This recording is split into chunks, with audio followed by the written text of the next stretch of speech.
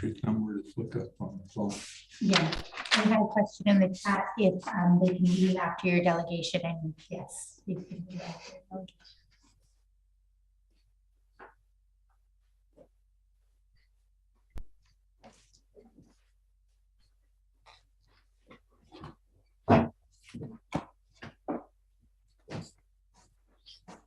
Thank you, Chair. That's great. We call this meeting of the Qathet Regional District Finance Committee for Wednesday, May 11th, 2022 to order. Recognize that this meeting is taking place of the Willamette people who have lived here for at least 10,000 years. This item of business would be approval of the agenda. By Director McCormick, seconded by Director Brander. Any discussion about the agenda? I just want to point out that I think we have one unregistered delegation, but we will deal with that when we get to it. At the end of the studently registered delegation. Discussion on the agenda. All those in favor of the agenda? Aye. Opposed? Carried unanimously. Now we will go on to the adoption of the minutes from April 20th, 2022. Are there any errors or omissions that anyone has noticed? Any? We have a motion to accept the minutes. Dr. Brabazon, seconded by Director McCormick. Any discussion? All those in favor of accepting the minutes? Aye. It's carried unanimously. We'll just have a few pointers on what we're going to do tonight. Tonight's meeting consists entirely of delegations, people who are making applications for grant funding to the regional district. It's kind of exciting to see so many involved members of the community here to talk to us about the great things that you are doing and plan to do. We're going to go through and listen to each one of the delegations. You have 10 minutes to make your presentation. You don't have to use it all. As we've got 18 delegations tonight, you can imagine that will take the board some time to listen to everybody. There will be questions from the board if they have questions of each of the delegations as they're up. And ask everybody to keep those to a minimum. What will happen later is that actually at a finance committee meeting next week, the finance committee will make decisions on the grant applications and would then finally go through to be approved by the board or not approved by the board, as the case may be, in the fullness of time. So we're not making decisions on grants. Tonight, we're hearing everybody's applications and giving an opportunity to tell us all about what you think. See that the people who are online and wish to present or have their cameras turned off presently, and that's a good thing to do. We have to, as the chair, I have to look around and make sure I can see any of the board members if they want to speak, and that's easier when there are fewer faces on the screen. So we'll jump right into it, and the first delegation is Carrie Lanigan, Fall River Academy of Music, RE Funding Contribution Agreement.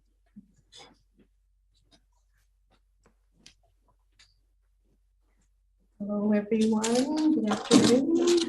Good afternoon.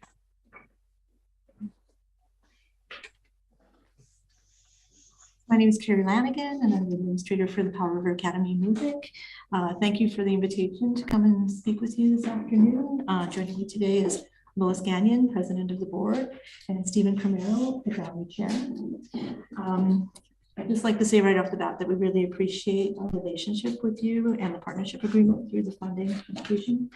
It's important for our fundraising efforts in order to garner other funds and have the support of our community. So that's really important.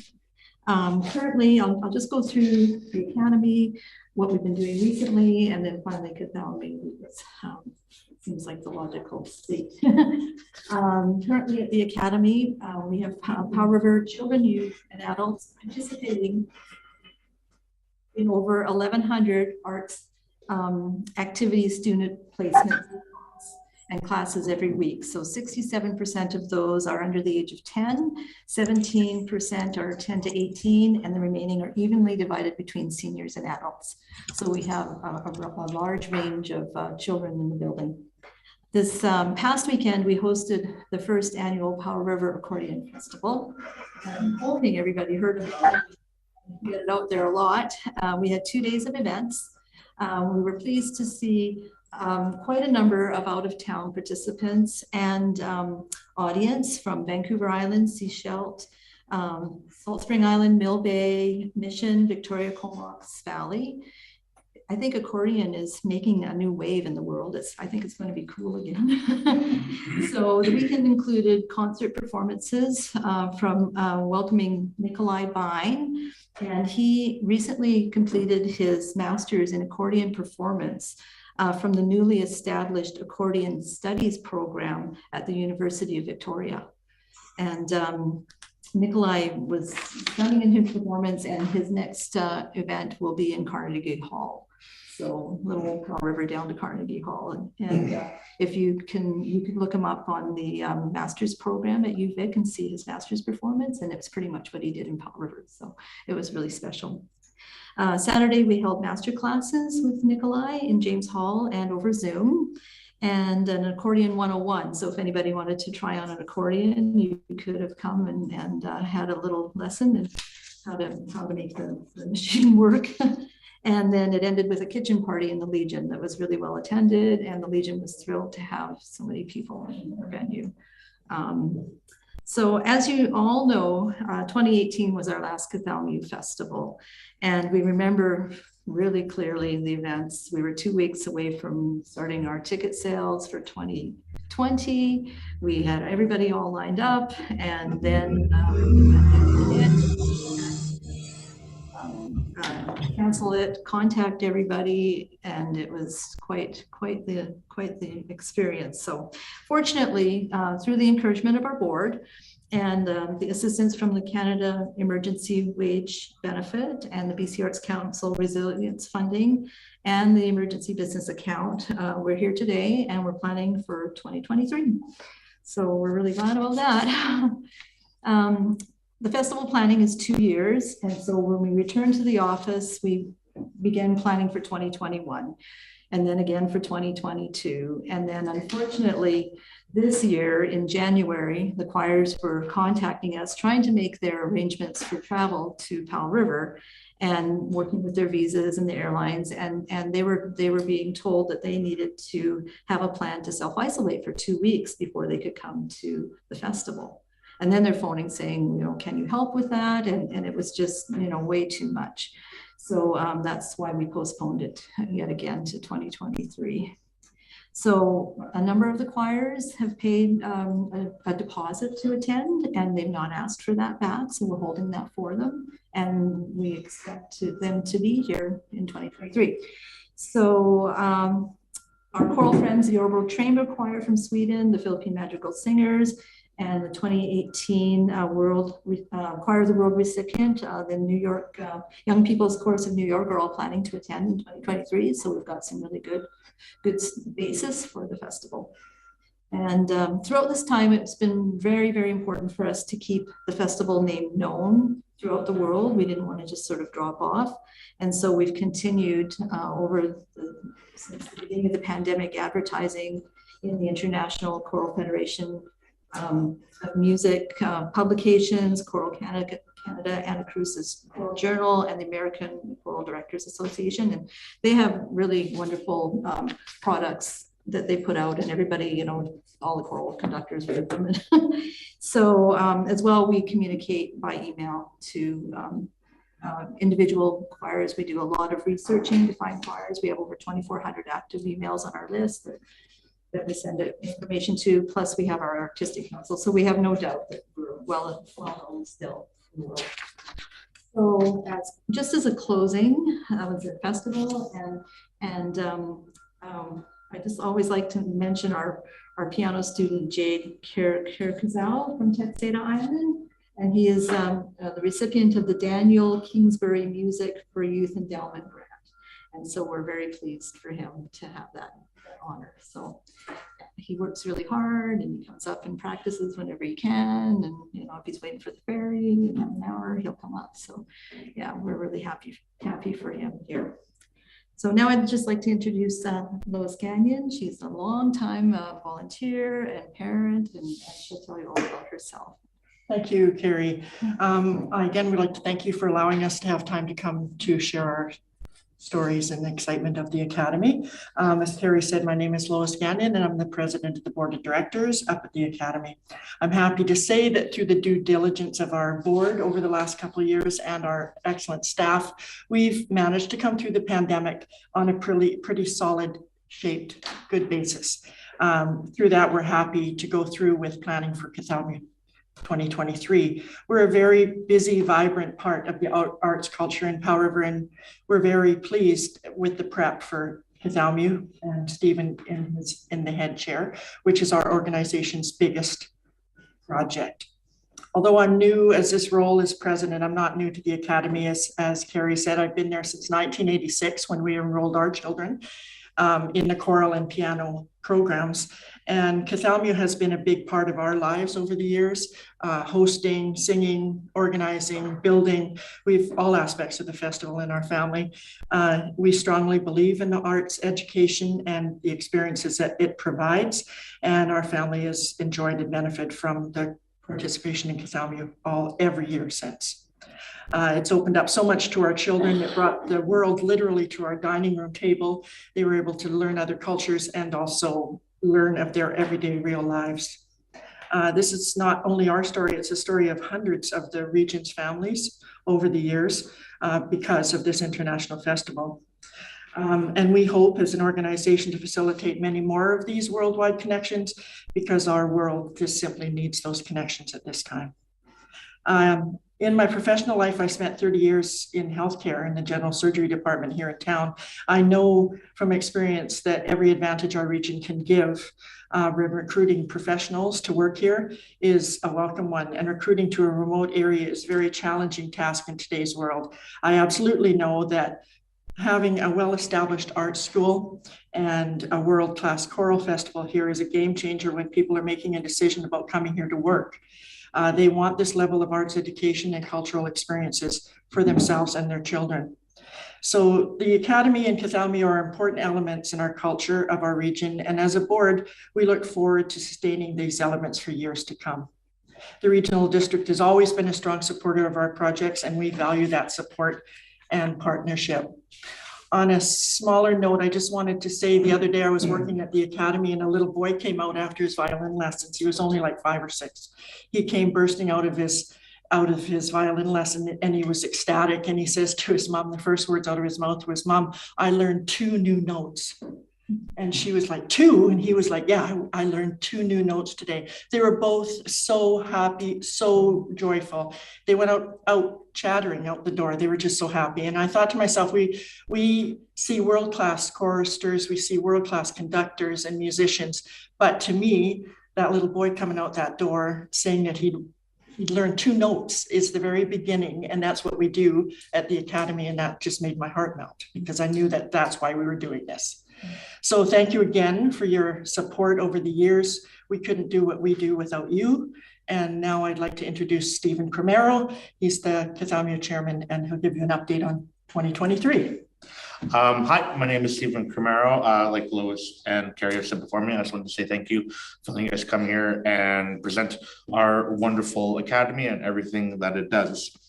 So an update for Cathy this year. We are planning to present a celebration of Cathy on June the 4th.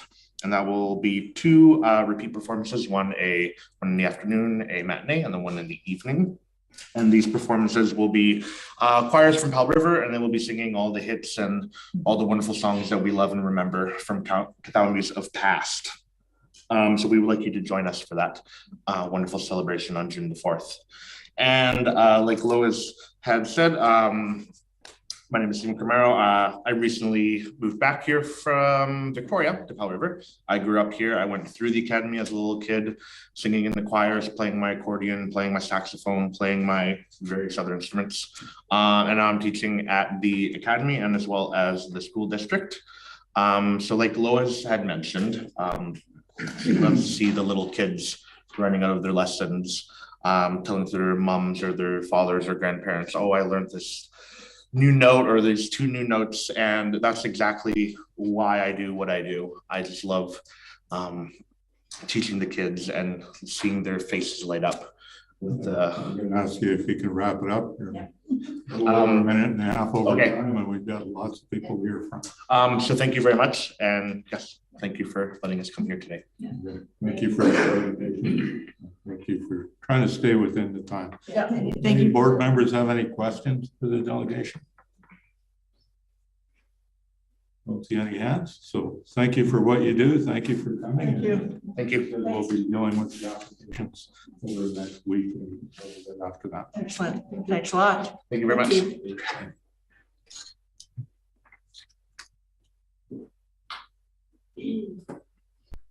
Our next delegation tonight is Lasqueti.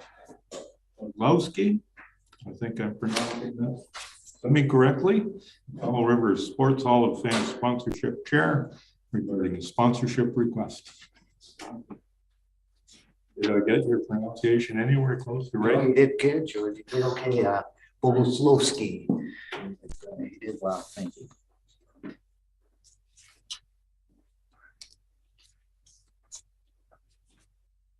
All right.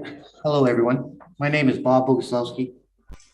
I'm the sponsorship chair for the 2022 Sports Hall of Fame.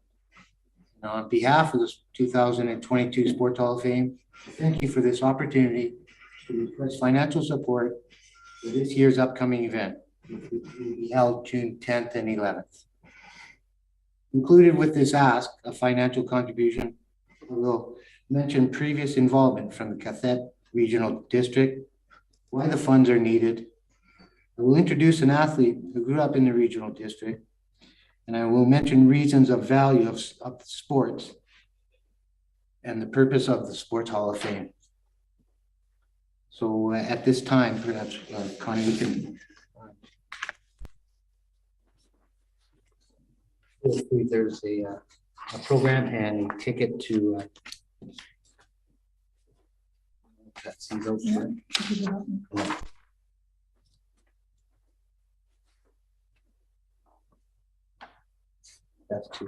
Oh, sure.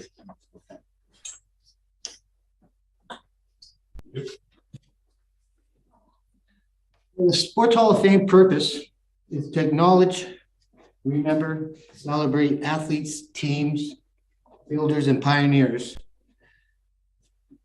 who, after countless hours of dedication and training through their respective sport, have obtained success at a professional, national, or international level.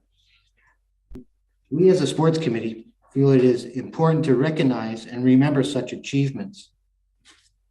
Another purpose of the Sports Hall of Fame is to inspire and motivate young people to go on and pursue their athletics dreams and desires. Sports are an important role for communities and areas' identity. It teaches discipline, dedication, perseverance, respect, fairness, and the value and importance of working with others in accomplishing goals and developing responsible citizenship. Sports is really an analogy of life. With me today is Connie Palmentoon, and Connie grew up in the Kelly Creek area and became an Olympic athlete in the track and field sport. Connie, would you like to say a few words? Thank you for having us today. I would just like to say that as a first inductee of the Sport Hall of Fame, the immense proudness I had on accepting that award and how proud I was to represent Powell River in all my endeavors. And not just Powell River, but I am a Kelly Creeker. That's where I grew up. And I never thought about the Olympics being in Kelly Creek. And I think it's important for the kids to see that, yes, you can go to Kelly Creek, you can go to any school in Powell River, and you can work hard and achieve your dreams. And I think the Sport Hall of Fame is an opportunity for kids to see where people have gone, the work they've done, and how proud they are to represent Powell River and the region. Thanks, Connie. The request for financial support is needed to put on this event to help cover costs, such as bringing athletes in from the United States, Alberta, and other parts of British Columbia. We also will accommodate costs for our MC, Bernie Pascal. Other costs include the printing of programs, video and productions of the inductees. Funds are also needed to put together and frame pictures and items for the cabinet showcase of the individuals and many other items. In 2019, the Sports Hall of Fame had their inaugural induction banquet. And thanks to the generous financial support from the Community Forest Board and the 3 levels of government, which of course are the Cohamin Nation, Qathet Regional District, and the City of Powell River, and businesses, the event was an extreme success and was remarked by many as a most wonderful, memorable event. As the panel is aware that the word qathet means working together and bringing together. And the 2019 Sports Hall of Fame event was a perfect example of this meaning of the word. The Sports Hall of Fame Committee, thank you for being part of the 2019 inaugural event. And we ask that you find it worthwhile to financially support this year's event. Understanding the value of sport and pridefully recognizing and remembering these athletes, teams, builders, and pioneers who have represented these communities and areas, this event will enhance the spirit of sport and bring together the citizens of the Cohamin Nation, Qathet Regional District, and the City of Powell River. On behalf of Connie, myself, and the Sports Hall of Fame Committee, we thank you for your time and consideration to financially support the 2022 Sports Hall of Fame induction ceremony. Does the panel have any questions? Any questions from any of the board members? Don't see any other hands. Letter in your explanation, your application, thorough, I guess. So thanks for coming. Thank you. The way you do, it's going to be really nice to see the second version of this event, the second one following the 2019 one, and be a good thing to see happen in June. Thanks for coming. Thank you. Could I get that program back in the copy of the ticket if all have seen it? Thanks again. Thank you. The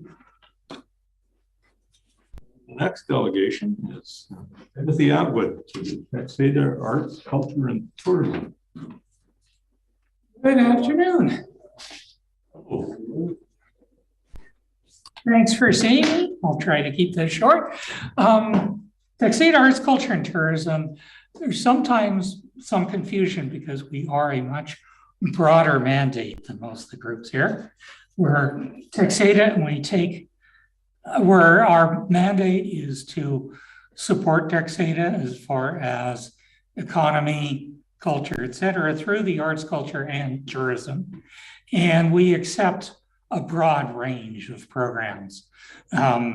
We have the entire aerospace group of things, the aerospace camp for youth, which is considered, we have youth attend from all over Canada and the United States. It is considered to be a premier academy for aerospace for youth. Following that, we have the fly-in, which we have people fly in from most of Western Canada and well into the States.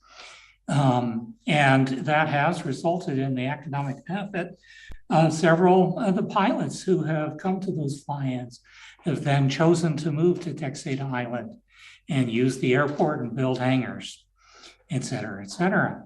We also have the Aerospace Museum, well over 1,000 books and other documentation now. We have that's the Aerospace Library. The Aerospace Museum has a huge range of memorabilia. We run the Airbus flight simulator, which part of our request this year is Airbus does require significant fixes at this point. It's just aging. It is the nose cone of a modified, a lot of it is DC-3 essentially, and then attached to a shortened fuselage, which works, which then is taken on a trailer, can be hauled to various events. We've brought to very many Powell River events as a big draw. And it's considered one of the best flight simulators, publicly accessible flight simulators in Canada. I mean, they're better, of course, the airlines run better, but not publicly accessible. Then next coming up, we have the Blues and Roots Festival. 2 days of blues and roots music. All of it, the musicians come within 100 kilometers. So we draw heavily on Powell River musicians, providing them venues and income. And it's quite an economic boost to Texada Island also. We also run facilities. Well, I already mentioned the airport hangar, which contains Airbus, the museum, the library. We also run the ceramics and sculpture studio, which takes place in the old industrial arts room at the Texada Elementary School. Again, frequently expanding, has stimulated many artists and to be able to increase their output, to have the facilities. We're constantly expanding. We just added a new kiln. And again, coming out of COVID, it's picking up again. Now I do have one disappointing announcement, disappointing in a way. The coordinator for the art studio tour, which is another thing which is in our application, as of yesterday, recommended that we delay once again. I don't know if you know, Texada Island had a severe COVID outbreak about 4 weeks ago. And it hit exactly the people who the community could not. The spreader events were all the events of the people who are volunteers in the community. So, and several of the artists. So we have suddenly had 4 or 5 additional artists back out of the studio tour, which makes it non-viable. Now it isn't official. I'm bringing this up now because this is here. It won't be official until we vote on it at directors meeting Saturday, but it looks like that will be canceled. And so therefore, if as the finance committee searches for how to allocate money, you may remove $1,000 from our application. Okay. Now, the only good thing is Director McCormick is probably no longer in a conflict of interest since there is no studio tour for her to be an artist in. That's one advantage, but so that, I mean, there hasn't been time to officially do those modifications or submit to you a change. I think I've pretty much covered what we do. Well, and all our advertising and marketing. Website, you look up on Google Texada. Texada.org is the top of the search listings in most cases. Extensive social media, extensive outreach.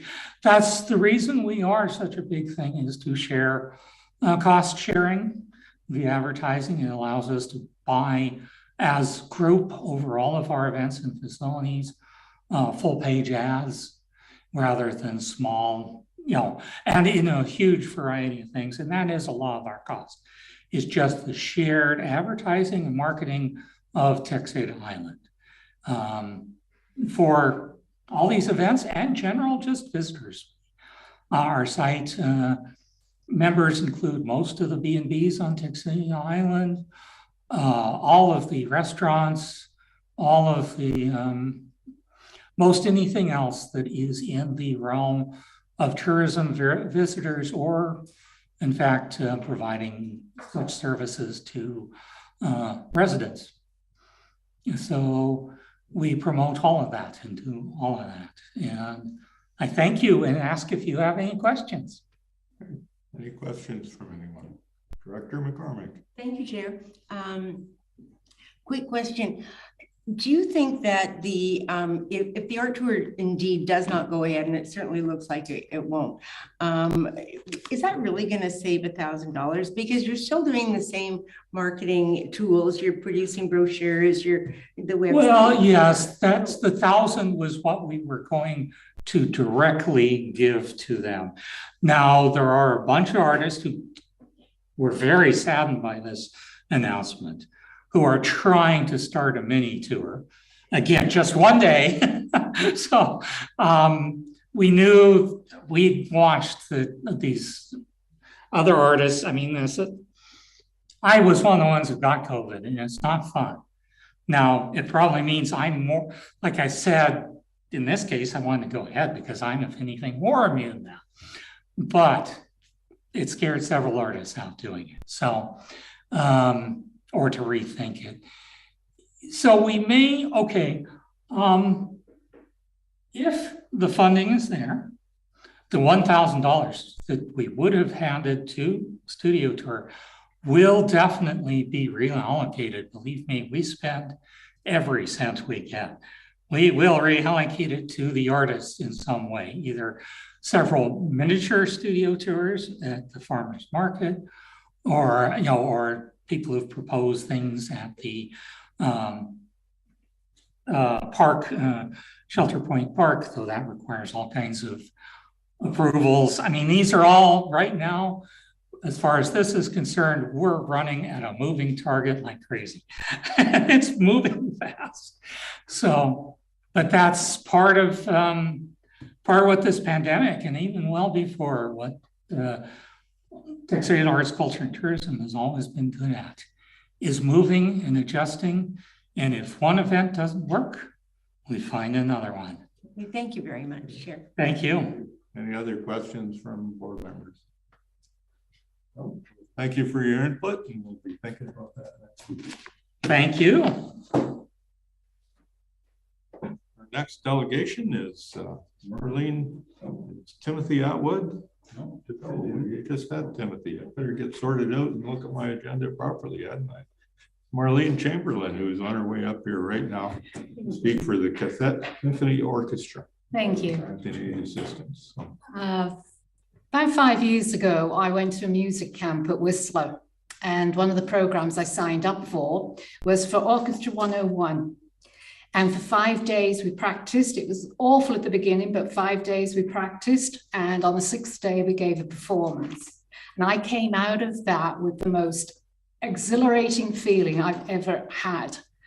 So I came back to Powell River, and it's like, we don't have an orchestra here. There's no orchestra. We have a band. I belong to the band, but we didn't have an orchestra. So I drove my friends crazy and bored them, saying, I am going to form one. I contacted Arthur Arnold last year, the beginning of last year, just to run the idea through him. He had a few suggestions for me, and he's been marvelous to work with. And 10 months later, in October of last year, I launched the Qathet Symphony Orchestra. We held an open rehearsal in the December just to let people know we were out there. And then, of course, we had to close down because of COVID. So we lost 12 weeks of practices. and we only resumed the end of March. We wanted to make sure our musicians were safe, and it was towards the end of March we resumed again. Some of our musicians didn't come back or haven't come back yet. They're still on my register, and hopefully they will be resuming with me in September. One of the goals too, my head's racing with music and the plans that I had, but one of the plans I had was to, once we were up and running with this for a year, and my next goal would be to form a junior orchestra for children out there that play stringed instruments but have nowhere to go, don't have other people to play with, just as the adults didn't. I have a lot of students now who are with me who took lessons, go home, practice, go back for lessons, but they've never actually sat alongside somebody else or heard other instruments being played around them. They're now experiencing that. So it has taken us a few months just to gel and meld, and we're now listening and performing together as an orchestra. We had hoped to hold different open rehearsals, but of course COVID put a stop to that. We are holding another open rehearsal on Saturday, and there's posters and advertising gone out advertising that. Through that, we're hoping too that we'll get new recruits. We are being part of the Prisma on the Beach with the vendors there, and Arthur has agreed to us having a few of our musicians play before Arthur comes out and plays the orchestra. Originally, we hoped to be under the umbrella of Prisma in some way. I didn't think we were performance ready yet. I still think it's going to be a few months yet before we have our first public performance without mistakes. That's what I'm hoping for anyway. I have a great conductor who puts a lot of hours and effort into this. He works non-stop, just like me. It's become a full-time job for the two of us. I didn't realize there was so much work going to be involved as there is, but I'm enjoying it, and so is he. By having this financial assistance, it will help us to go forward with our plans for the junior orchestra. I do collect membership fees from all the musicians, but all that money does go out for rental of the hall and for the conductor fees. So we're left with very little money for advertising or to buy very good music schools, which are very expensive. So by having assistance, we will be able to get even better music. Right now, we just go through the internet, print it off. We do observe the copyrights of that. We do have to be very careful of that. But that's where the money would help us to achieve some of the goals going forward. I think I've covered everything. I know there was something else I wanted to bring up, and he's just left my mind. So sorry. Just wanted to get the key factors out there. Do any of the board members have any questions? I've got one. First off, thanks for the honor of inviting me to attend that first open rehearsal. I guess it was in December, and it was a new thing for Powell River to hear the symphony orchestra up across from the outdoor track there in town site. And my question was, other than the dues from members, basically, in the grant you're applying for, do you have any other sources of revenue or sources? No, it's mainly the fees that we collect, and as I say, that does go out into our expenses there. But whilst I was away in the UK, I had to leave the UK at the end of December and didn't come back till the end of March. One of the executive, I have been able to form an executive to assist me with some of the work, did an application herself to the forestry. The way it was written was not really in line with what they fund. However, I did get a very nice call from Bill Bird, who told me that the application wasn't really in line with them. And after talking with them, he asked me if I could redo it and resubmit it. So I managed to chop it down from 7 pages to 3 and try and bring it in line with what the Forestry Do fund. Whether we'll be successful in that, I don't know. I have no idea. It's hard to say. So I just did what Bill said. I was just very pleased and surprised that he actually phoned me to question me about it. So that would be some income that may help us, but I don't know. I don't even know when they give their grants out. No, This whole process is new to me, applying for grants and stuff as well. That'd be a community forest grant, and I think that those decisions come up twice a year at City Council. Oh, okay. So that's the only one that was applied, as I say, while I was away, and I kind of had to correct it when I came back, and just to see what happened, you know. Great, thank you. Okay. Don't see any other hands up, so. I have one. And thank you for allowing. Oh, there's Director Folk.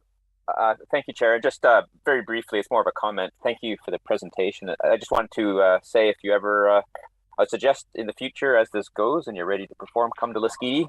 You get a good audience here. So we had a little orchestra here, and I know it's hard to move an orchestra around, but we have orchestral people here, so they would join in, and you could have a joint orchestra concert here. Oh, well, I intend to do that, believe you me. I know, and you just say that now. I just remembered what I wanted to say. I was approached yesterday at the events of Powell River. I think that was the first that they'd held, asking if we would take international students who were looking for places to play whilst they were here. I jumped on board with that one. Of course, we'll take them. We'll take anyone who plays a stringed instrument. I don't play one. I play clarinet, but there's a lot of people out there that do play string instruments, and we'll gladly take the students as well. Thank you. I think that's everyone. Thank you very much for listening to me. Thank you very much. Item 4.5, Chelsea Friesen and Shieldbrand Community Services.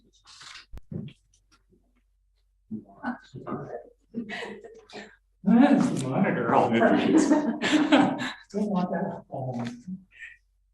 You keep coming back, I'll get your name. Right one. Sorry about that. Oh, don't be sorry at all. It's a tricky one, I understand. So I'm Siobhan Brown, and I use the pronouns she and her. This is my coworker Chelsea. We work for Qathet Community Justice, which is a restorative justice program that operates here. We were established as Texada Island Restorative Justice back in 2004. I've been going steady since then, and have kind of taken a couple. We became Powell River Restorative Justice, I think 10 years after that, and have now settled on Qathet Community Justice.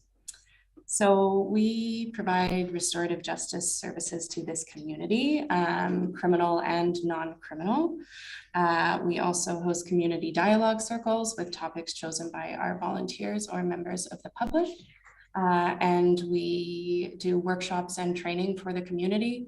We train all of our own volunteers and also offer training at no cost or very low cost sliding scale when we have room in our intakes. And Chelsea's going to talk a little bit about our Youth Restorative Action Program, which is kind of new in the last couple of years. Mm-hmm. Yeah, so about this past school year, we've been meeting bi-monthly in Brooks with a group of core students there and Vice Principal Tanya Larkin. Sometimes we also have weekend meetings in the office. We have a training coming up with our youth, so we're going to train them to facilitate their own circles around conflict resolution, also community dialogues on their topics of choice. And hopefully next school year, we can get going with those circles and as well as like disciplinary action for certain cases. And Yeah, we the youth did presentations in March for grade 8 students. We just did the mental health resource fair there, and we got a lot of great feedback from the students and teachers and community members about our vision. And yeah, overall, our mission is just to support youth in engaging in respectful and peaceful conversation and to have more agency and empowerment in conflict and disciplinary situations.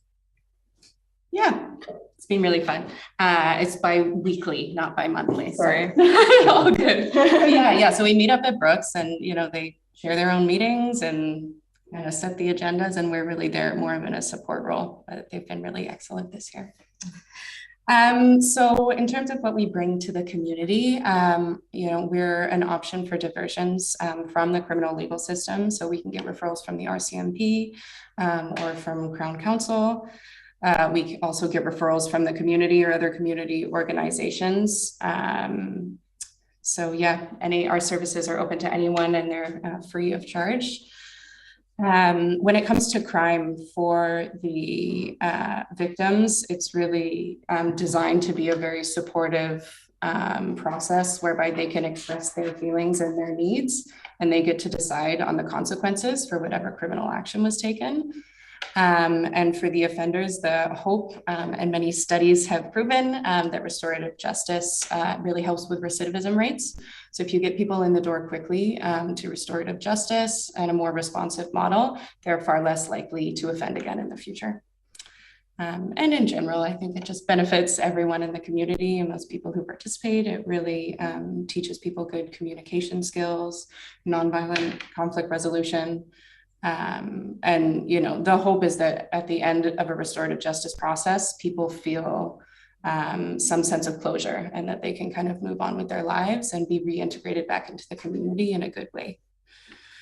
So that's, what the program does. In terms of what we're asking from you, we are hoping to have some support so that we can continue having our own office space. We were very lucky to receive support from y'all last year. And the office space it's been a real game changer for us. We have a professional workspace. It's front facing, it helps with our visibility and our advertising. But most importantly, it's really creating a space that is private for participants and confidential. And it gives them the dignity that they need to kind of come in, resolve their issues, and do it in a welcoming and private space. So I think, as Chelsea mentioned, we use that space. I work in there 9 to 5. And then we have weekends training. We train all of our own people at our busy times. Like right now, we probably have case prep meetings daily or every other day. So it's a busy little space and we really love it. I think that's me. Questions? Questions, Director Brander? Thanks, sir. Just curious, how many cases do you think you do in a year? It ranges between probably around 4 and 8. That number is going up pretty quickly, actually, with having the office space. About 4 and 8. I think we did 11 last year, though. So it varies. Okay, just follow. Just like how many visits or how much time do you usually allocate to a case? Is a case go for 6 weeks or a month or? It really depends on the complexity of the case. Best case scenario would probably be a month, more commonly about 6 months. So when the case comes through the door, we do a suitability with them to make sure that they kind of meet the basic requirements of taking accountability for their actions, genuinely wanting to repair the harm that they've done, and making sure that everybody feels safe. Once that suitability is done, then all of the participants move into separate prep meetings with their support people. So again, depending on the complexity, there can be 1 prep meeting or there can be 4 prep meetings. And then once everyone is ready, the victim and the offender or affected party and responsible party will meet together with our volunteer caseworkers and kind of have their resolution. And then there's typically a follow-up period. So whatever is decided upon in that justice circle, as the the resolution. It can be community service, it can be apologies, it could be a number of different things. We also monitor that. It's not a contract, but we monitor that kind of contract period to make sure that all the participants are following through on what they've agreed to. Okay, thank you. Any other questions from the board? Don't see any hands up, so thank you for the presentation. Thank you. It was a pleasure. I appreciate it. Thank you.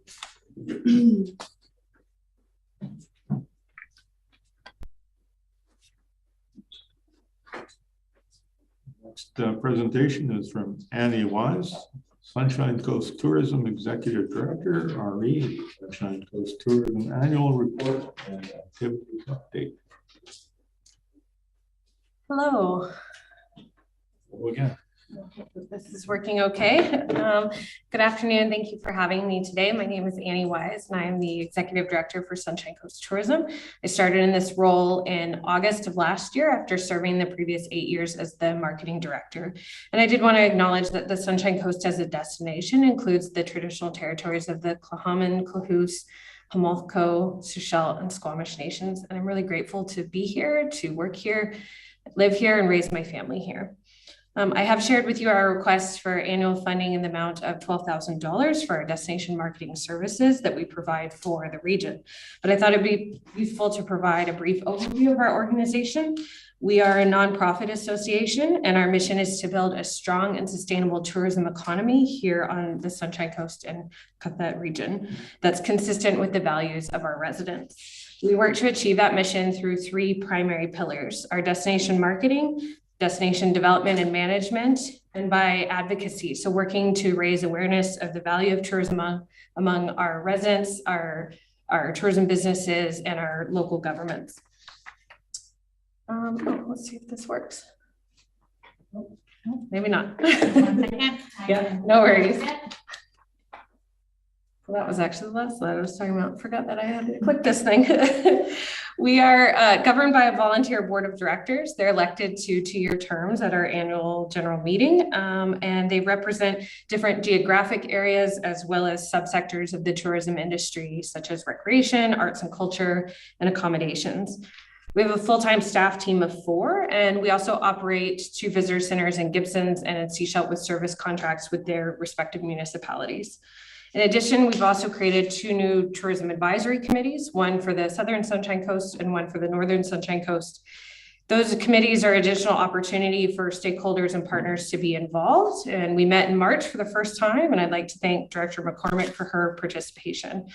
And if you're a visual person like me, I find this graphic to be helpful to see how our board is structured to balance voices from across the region and the subsectors within the tourism industry. As a nonprofit, we receive both public and private funding from 3 primary sources. So our local governments, our stakeholders through various programs that we offer them to buy into as tourism businesses, and also from our visitors.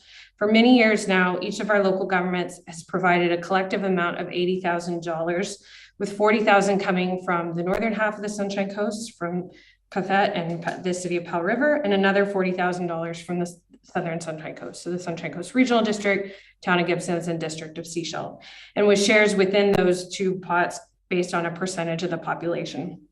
And this core funding provides us stability as an organization, and we use that as a springboard to manage the municipal and regional district tax, the 2% MRDT.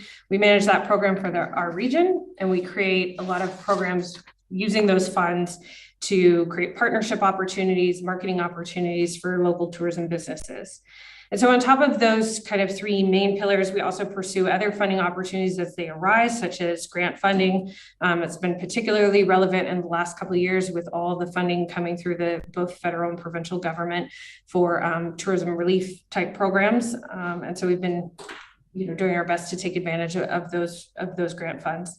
And one other particular note I wanted to make regarding funding was that in late 2018, the province changed the MRDT legislation to include short-term rentals, so smaller accommodations, not just the larger accommodations. And also they allowed that money to be used not only on destination marketing as it traditionally has been, but also that it could be used on affordable housing initiatives. And so with that, we created the affordable housing program that we've worked with qathet. And in 2021, in the spring of 2021, we gave the first disbursement, which was $86,000, which was based on 2 years of collection. And that was given to the regional district that was forwarded to press for their housing plan. And they'll have a report due back later this month, actually, on that. And that amount was for the total collected amount for 2019 and 2020. And then now the disbursement that we'll give out this spring, that was based on 2021 collections, will be about $90,000. So the amount has basically doubled in 1 year. So with our programs, with our budget, we run 3 primary programs, one for destination marketing, a second for visitor services, and a third for destination management and development. And as it relates to our budget, I just wanted to briefly share what that looks like as a percentage spend. And as noted, the money for that affordable workforce housing is set aside, so it's not included in our regular operating budget. And it's also important to note that that destination development category that you see there is going to vary widely from year to year, depending on what grant opportunities are available to us. So we'll talk more about how we're spending that money in just a moment, but I just wanted to point out that as a percentage of our budget spend. So how are things going? This graph shows our accommodation room revenues for the past 6 years. This is only including traditional accommodation properties like hotels and motels.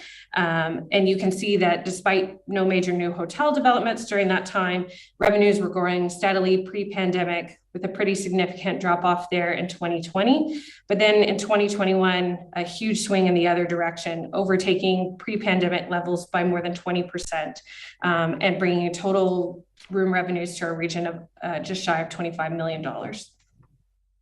And then we've also have more data now to add to the mix now that the short-term rentals are collecting MRDT. So that's what's added to that same graph, but in green. And I just wanted to point out that even though it looks like there wasn't any revenues prior to 2019, there were, we just don't have that data because they weren't required to collect MRDT before that. And that's how we get this data. So now you can see with those added in, that same overall sort of flow is there, but just much more significant when you add in revenues from short-term rentals. And so we're just shy of $40 million annually in accommodation revenues brought to our region. I'll share with you a brief highlight from our marketing and destination development programs. This is an example from one of our most recent campaigns. Our marketing is truly focused on winter and shoulder season. We don't do any paid advertising during the summer months. We're really focused on encouraging visitors to explore responsibly when we need it and where we need it. We don't want to send people to areas that are experiencing impacts from over-tourism, and we work carefully to monitor that and adjust our campaigns accordingly. Our most recent campaign was the slogan, "It's time to shine," and it reminds visitors that the Sunshine Coast brings out their inner well-being by connecting with nature and our exceptionary culinary and cultural experiences, and also highlights the benefits of traveling locally in this uncertain time. We targeted mostly Lower Mainland and Vancouver Island audience with this campaign. And as a result, we have wrapped up the campaign.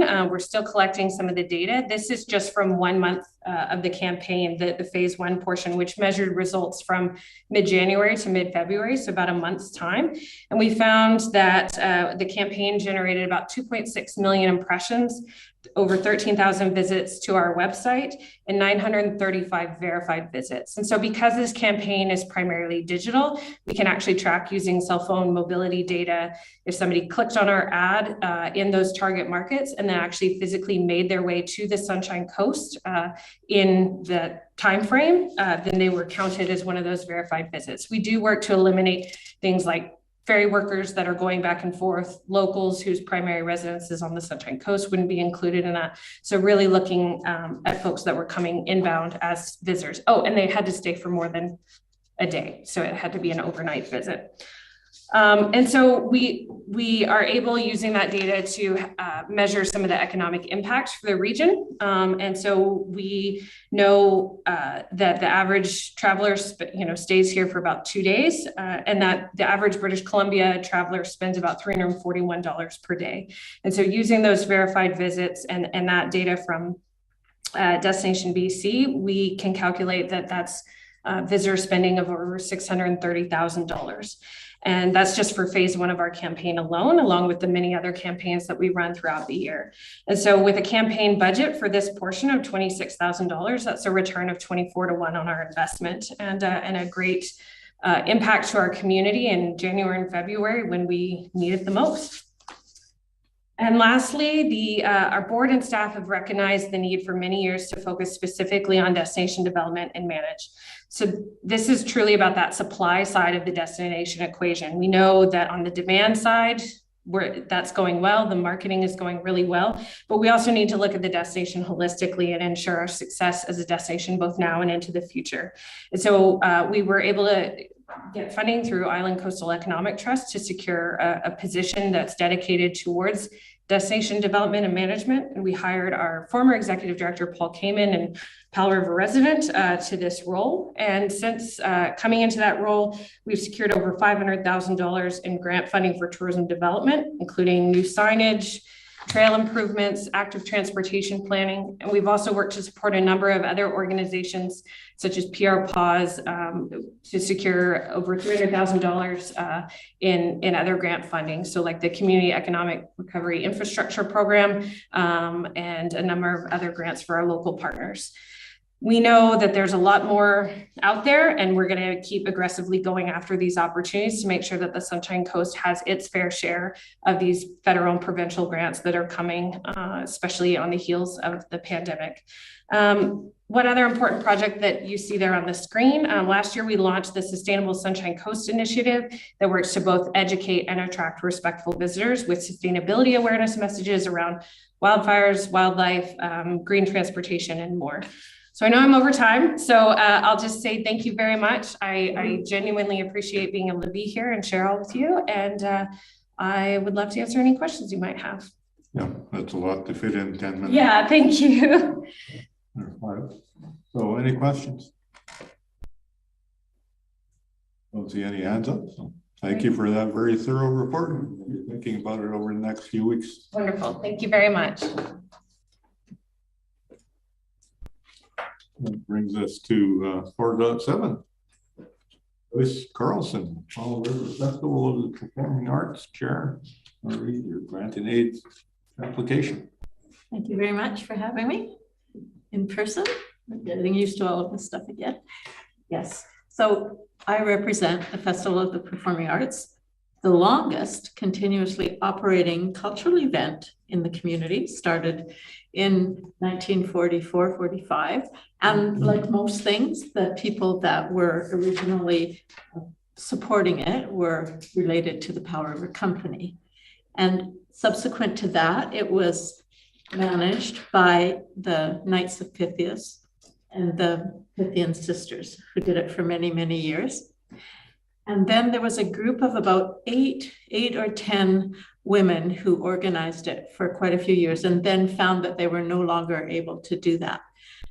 So they approached various groups to see if someone would take it on. They did approach our Rotary group, and that was the year that I was president, 2003. So next year it will be the 20th year that Rotary has hosted the festival. And I remember the vote, because the vote was 25 to 24 not to do it. And I said, I don't care. We're doing it anyway. And I guess my reward for that has been I have chaired this event for 19 years. It was quite a learning experience for the Rotarians, because of course we knew nothing about music. It was just something like, what's a synopsis, or all kinds of terms, but Rotarians really do know how to organize. And so we just lived by the four-way test. Is it the truth? Is it fair to all concerned? Will it build better relationships? I can't remember right now. I say it every week, but I can't. So we took it upon ourselves, and we have done this for 20 years. And in the early days, there was a lot of piano and elocution. We call it speech arts now. So they were the main and the vocal component. So I'll just tell you, one of the things that's been lovely for me, who I actually was in the festival at one point in elementary school, I actually played the triangle. I always tell Arthur that I should go into the symphony now. And a lot of people in Powell River who grew up here and no longer live here or still live here did participate. And we used to say, 1,000 pairs of feet cross the stage every year in the festival, because it's an opportunity for people to perform as an amateur performer. And they go from 5 years old to 95 years old. So there's a whole range of people and disciplines that are included in the Festival of Performing Arts. And I say the best thing about it is to actually watch someone who is 5 or 6 and follow them through their musical life or their speech arts life. And I always think about Daniel Chow. And Daniel Chow started playing the piano in the festival when he was 5 or 6, and his little feet couldn't even reach the pedals. And he would, as he got older, he would perform in the adjudicated part of the festival. And he would be very proper and follow everything. And then he would be invited to perform in the grand concert, where he would go crazy on the piano.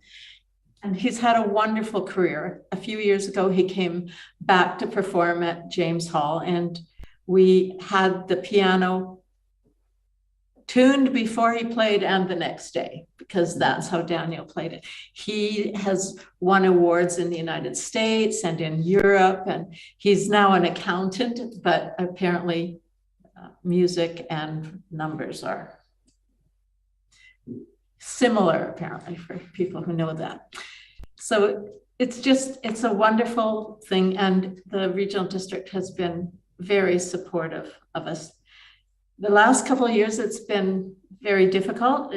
We've been affected like everyone else. And we were so fortunate that in March 2020, we had our grand concert on Friday. And the following Friday, everything shut down. So not all the festivals in the province had that opportunity. And then in 2021, we had a virtual festival, which was challenging, but we were determined that our unbroken record going back to the 40s was not going to be missed. And we didn't do a debriefing. After every festival, we do a debriefing. But this time we didn't do a debriefing after 2021, because I said, I never want to have to do that again. So I don't really care what went right and what went wrong and how we can improve. I only care that we had a festival.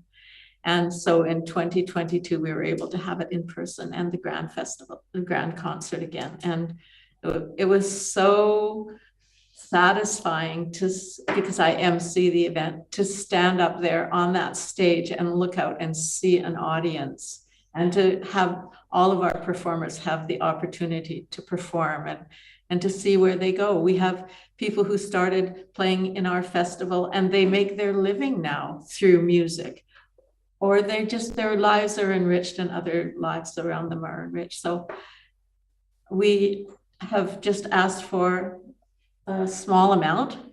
Every amount is important, but just an amount to help us, because one of the things that we missed was having the donations. Like every session people would come and make donations, and we all know how generous our community is. And they would actually, even for the grand concert, buy a ticket and then put money in the donation jar. That's how wonderful people are.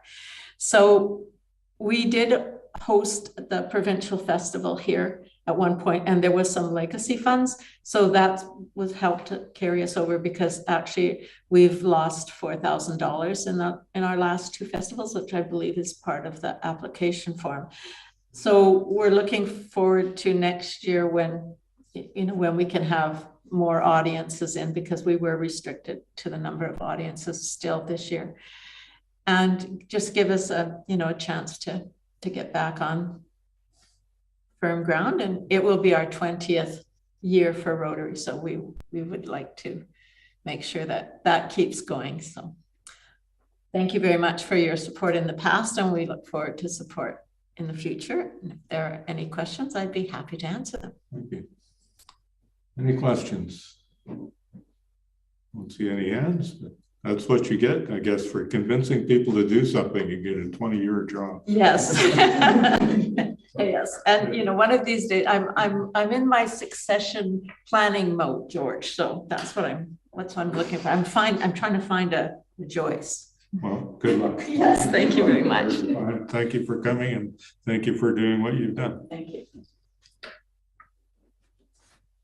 Next is Dave Florence and Roger Artigue, All River Outdoor Recreation User Group Trail Society. It's a long way. Hello, everybody. Thank you for your time. I think all of you are familiar with our organization. I represent about 10 outdoor recreational groups, and there's 5 that are part of the grant request. We are this year going to be spending approximately 7,500 hours of volunteer time. And as in the past, the big thing I see that funding will help with is out-of-pocket expenses. We're spending 7,000 hours of our time out there working, and it hurts a little bit to have to also be paying for the gas and the chainsaw fuel and all that kind of stuff. So in the past, we've been very fortunate. I think this is our 8th year of we've been funded by the regional district. We would just like to continue with our relationship. We continue to maintain and build new trails, the bike club, ATV trails, knuckleheads, do our winter grooming and everything. I think you guys all know about it. I think if we can get that funding to help us, not have the out-of-pocket expenses. For example, like yesterday at this time, we have a work party coming up at one of our trailheads. We're putting in signage, and I took approximately 5 hours of my time and spent 150 kilometers on my vehicle to go out to the Eldred and back. So you guys all know what the gas prices are like now. So it's more meaningfully now than before. So I also wanted to introduce to you, Dave has been instrumental for me, and he's taking care of a lot of the paperwork with our application and everything. And just wanted to kind of introduce him to all you guys. Thank you. Just one point, just to add to what Roger said, training is one of the most important things we do. As you know, some of the other groups get funding for their important projects from other sources, but what people don't like to do is fund things like out-of-pocket expenses and training and safety training. So, for example, this spring we just ran a first aid course. We had a specialist come, and not just your basic few-hour one. This was a full 20-hour, full weekend course, specializing in outdoor remote safety. So we got 11 people through that course. So that's the kind of thing that people can't put in their normal grant requests. Say for the Sunshine Coast Trail gets a big bunch of money to do their important work, but training doesn't fit in. So we're just so lucky to have you folks fund us over the past 8 years. I think that's it. Great. Any questions from anyone? Just see lots of nodding heads. Thank you for your Thank you very much for your time. Take care. 4.9 is Kate and Allie Boyd. Everybody deserves a smile with that. Hello. I almost feel like I'm back in my youth council days or something, sitting here presenting. So thank you very much for having us. We're not only here to represent the 6 people who kind of volunteer and really pull this together, but also many different community partners and approximately 200 students who will do nothing else but focus on painting these bags at Christmas time and getting this project off the ground. So we're here to represent them as well as many other people. I know you all have our application, so I just want to take a couple minutes of the time we have to talk about kind of the effects of the project. We've grown a lot since 2019, and it's been quite the journey getting to where we are now. And so I just wanted to talk to that a little bit. When we took this on in 2019, we started with 98 bags. We were very excited that every single student from every walk of life had a chance to package one, paint one, talk about what the effect of this one paper bag was. And it felt like a lot doing 98. And so now when we look at it in 2021, having branched out to do 287 of these kindness care packages with handwritten notes, hand-painted bags, sugar cookies, and many warm clothing articles, it's kind of, especially for myself and other students who have been involved with it this long, it's been kind of a stepping back to look at how we got this far. We've not only expanded from 2019 in terms of only reaching out to those we've deemed as homeless in our community or without housing, but now we've reached out to include vulnerable families and individuals who are in need in many more ways than just shelter. As well, we've expanded geographically, which has been really exciting for us.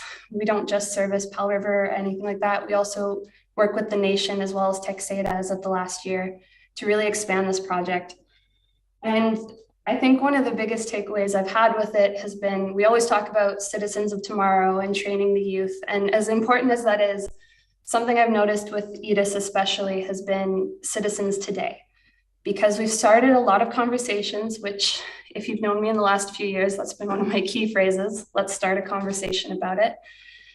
Because we've sat down and had amazing conversations. We've expanded our educational portion of this to include speaker series. So those conversations have really taken off the ground, especially since 2019.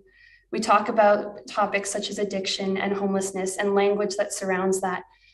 And we sat down with grade 7s last year at Henderson and we said, okay, you've done this amazing thing. You've put effort into it. What else are you going to do? What difference can you make right now? When you have a bunch of bright-eyed kids who look at you and go, say, I see you. That's huge. Because in 2019, we were just getting started, figuring it out. And now we've got kids saying that they're starting the conversation and they go home to their parents and they start the conversation there. So as much as we've branched out in those areas, we've also branched out in terms of the conversations we've started, which I think has been a huge piece that doesn't always get reflected in paperwork or anything like that. And there was a chance that we weren't going to do bags and we'd have to modify the project with COVID. And those students were fierce about it and said, no, this is important and we are doing these bags. So as we look at doing approximately 287 bags again this year, if not more, depending on what numbers come in, I just wanted to express those really key moments. I could ramble on about them for hours. I'm going to be brutally honest. There's lots of different takeaways, like kids carrying bags that are double their size full of hats and stuff. So I just wanted to touch on some key points like that.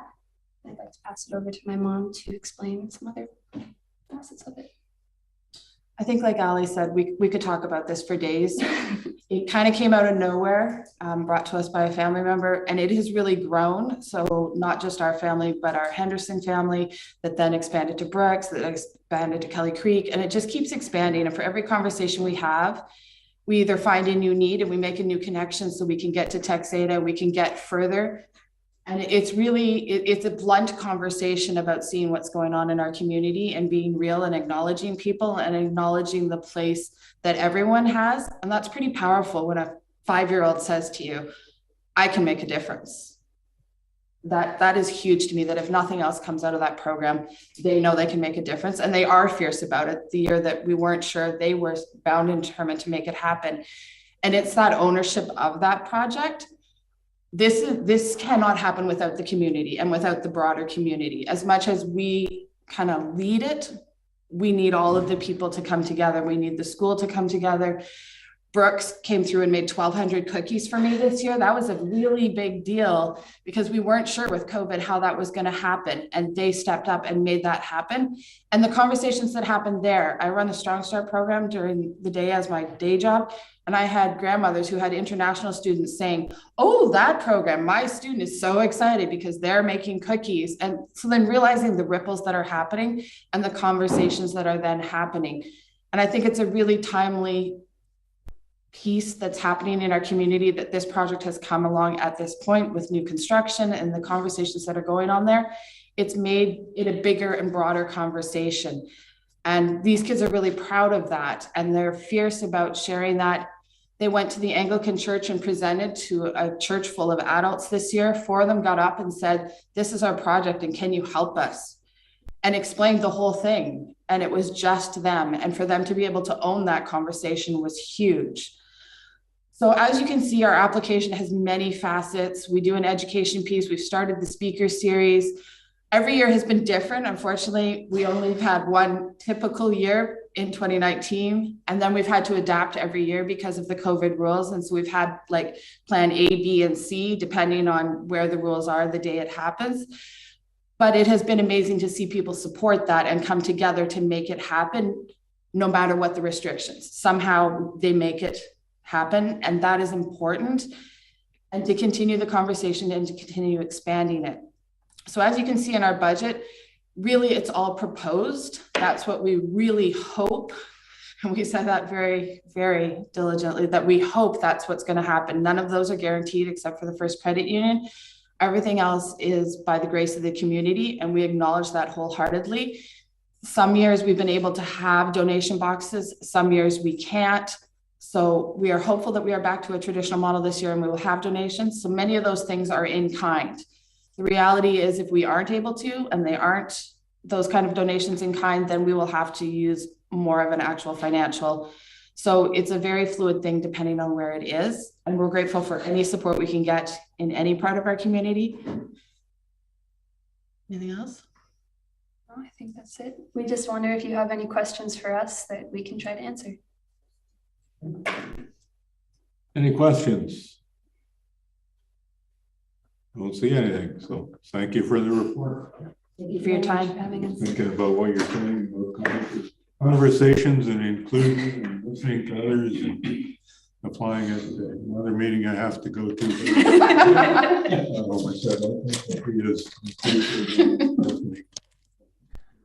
Creating a great example. And I think teaching a really good lesson or curriculum to a lot of young people. So thanks for that. Thank you very much.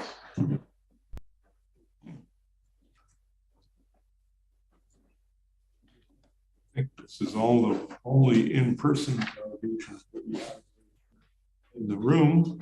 I think the next one is 410 Lorelei Guthrie, Fall River Christmas Cheer Committee. Annual. Hello, thank you. Good evening. Thank you for having me. Can you hear me? I can hear you. Wonderful, thank you. So again, my name is Lorelei Guthrie, and I'm the current president of the Powell River and District Christmas Cheer Committee, and we thank you for having us this evening. Our committee officially began here in Powell River in 1948, when a like-minded group of citizens came together to offer support for families in need. Fast forward to 1984, the committee applied for its charitable status and can now offer tax receipts for donations over $20. Our purpose is to provide low-income families and seniors financial assistance from the community during Christmas. Our clientele, of course, is low-income families, single parents, families at risk, and low-income seniors, which is a new expansion that we incorporated last year. Historically, the committee has gathered to build food baskets and toy baskets for families. However, with the onset of COVID, that has changed dramatically. We've been unable to gather as a group. We've been unable to build these boxes and transfer them safely with all of the restrictions, of course. So in the last 2 years, we've moved from building a basket to building an envelope. And this envelope includes grocery gift cards and gift certificates to for the children to shop at Powell River Town Centre. Coincidentally, I am the general manager of Powell River Town Centre. So we are able to offer an amazing discount to the committee in order to facilitate that. We have 2 programs that we run through our registration program. Each year, families are invited to make an application. And in that application, there are some test questions such as what is your income level and the size of your family, and they must be able to provide proof. So we have the 2 programs that run through. We have Adopt a Family, which is many businesses and families in our community step forward each year, and they literally adopt a family by funding their Christmas directly. So last year, for example, we had 46 families step forward, and they were able to help 46 other families, which included 80 children through that program. We also do our general hamper program. This is open to all the families that qualify. And in that, we again build our envelope gift. So dependent on the size of your family, you get gift cards to a grocery store, which thankfully our partner grocery stores here in town provide us a bit of a discount in terms of purchasing these gift cards. So we go for singles, which is a single parent with a child that's under 2 years of age, all the way up to a large family that could be a family of 6. The envelopes will go for singles, perhaps of $150, up to a family of 6, gift certificates of $450. Every child in our program for the last 2 years has received a gift certificate to Powell River Town Centre for a value of $75. That allows them to come in and do their choice of toy purchases in order so that those children have received something worthy at Christmas. Cash donations, which come from local businesses and local families, has continued to dwindle over the last few years. Of course, we're siding with understanding that is the effects of COVID. Perhaps it's also siding with the effects of lost jobs. So to give you some recent stats, last year each child received a $75 value gift certificate, and again families received $150 through to $450 dollars in terms of gift cards. Annually, we put out applications in November, and the beginning of December is cut off for these families to apply. And then we distribute our hampers mid-December so that the families can prepare their Christmas in terms of being able to have food on the table, toys purchased, and that sort of thing.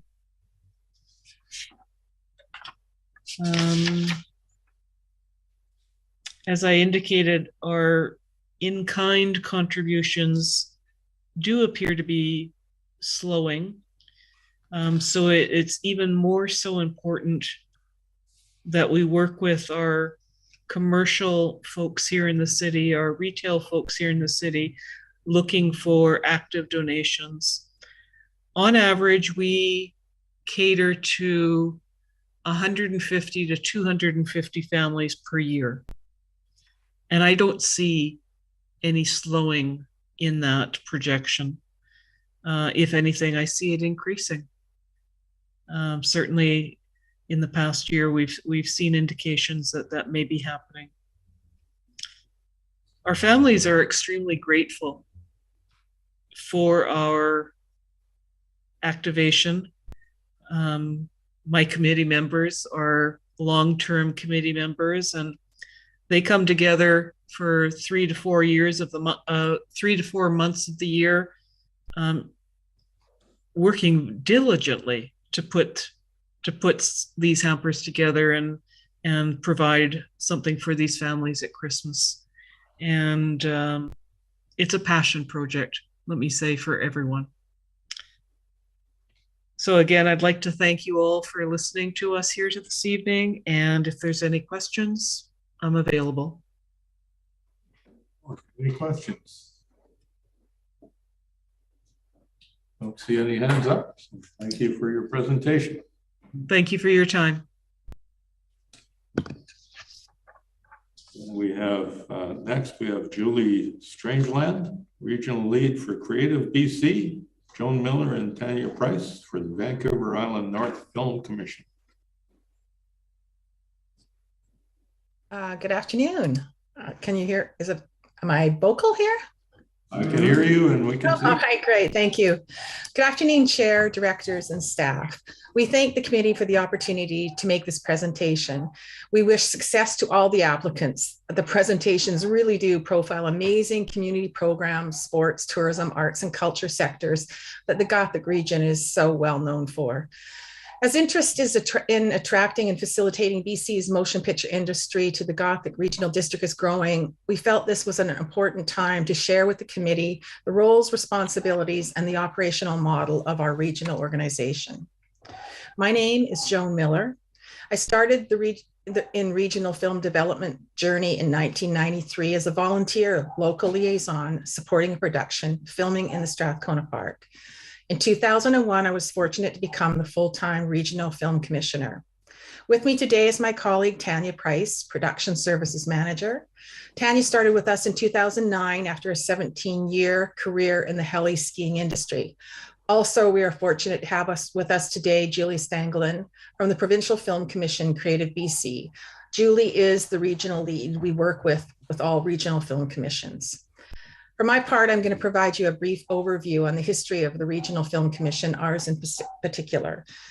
In 1996, after successfully hosting the productions The Scarlet Letter and Disney's 13th Warrior, a not-for-profit organization was formed called the Campbell River Film and Broadcast Commission. The mandate was to try and attract more productions, more films to the region as the economic impact was so profound.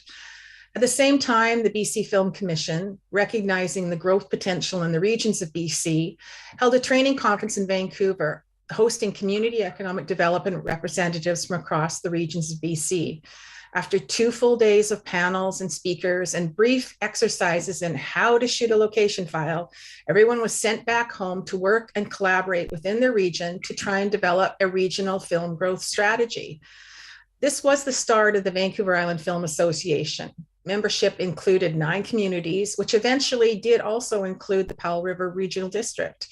After years of meetings and no agreed upon strategy or funding, the volunteer film liaison concepts in the regions of BC just dissolved. We learned that clients wanted one qualified regional point of contact, delivering a wider scope of location and support services. So in 2001, the Vancouver Island North Film Commission was funded. With the approval and formal recognition of 4 regional districts, we started with an annual budget of $55,000 and a vision to grow from there. Over the last 21 years, we've successfully attracted and facilitated production throughout our service region. As our workload grew, we covered our costs through government project grants. But today, our annual operating budget is $178,000 with 2 full-time employees. On Vancouver Island, there's two full-time film commissions. Vancouver Island North Film Commission, we service from the mid-North Island and along the coast up into the Mount Waddington, we meet the Caribou-Chilcotin. And Vancouver Island South Film and Media Commission based out of Greater Victoria. In BC, there's 4 full-time regional commissions and 4 part-time regional commissions, all working under the creative umbrella of Creative BC. As part of our international certification, film commissioners do not charge to the production for our services. We are funded solely through our local and provincial governments or from grants that we write. Our organization is a not-for-profit. Our staff is trained and certified by the Association of Film Commissioners International.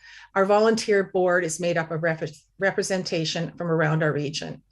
I have submitted the following information in our application for your review: our org chart, our 5-year business plan, our forecast budget, our financial review, the 2021 year-end executive summary, our purpose and bylaws, and our updated society's filing.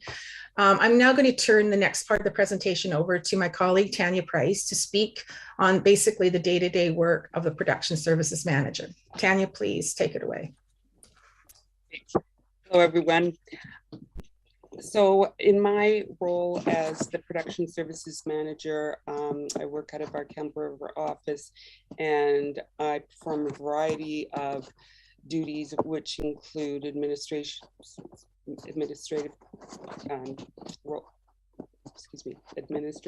duties, and work on various projects. I'm the first line of contact for anybody that emails or calls. So I try and answer questions that they may have. I assist Joan as the film commissioner, basically trying to lighten her load as much as I can. We have,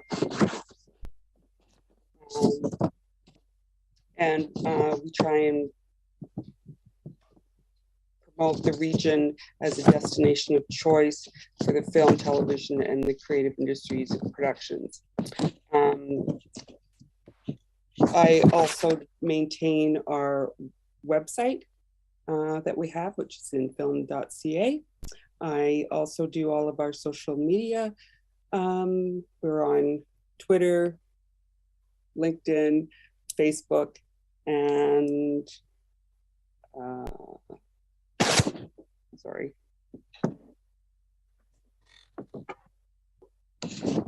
Instagram, and try and create content for those platforms. Interesting for not only our clients, but our local people. Try and track any media that comes through the papers and television, CBC. We just had an interview with CTV News this week.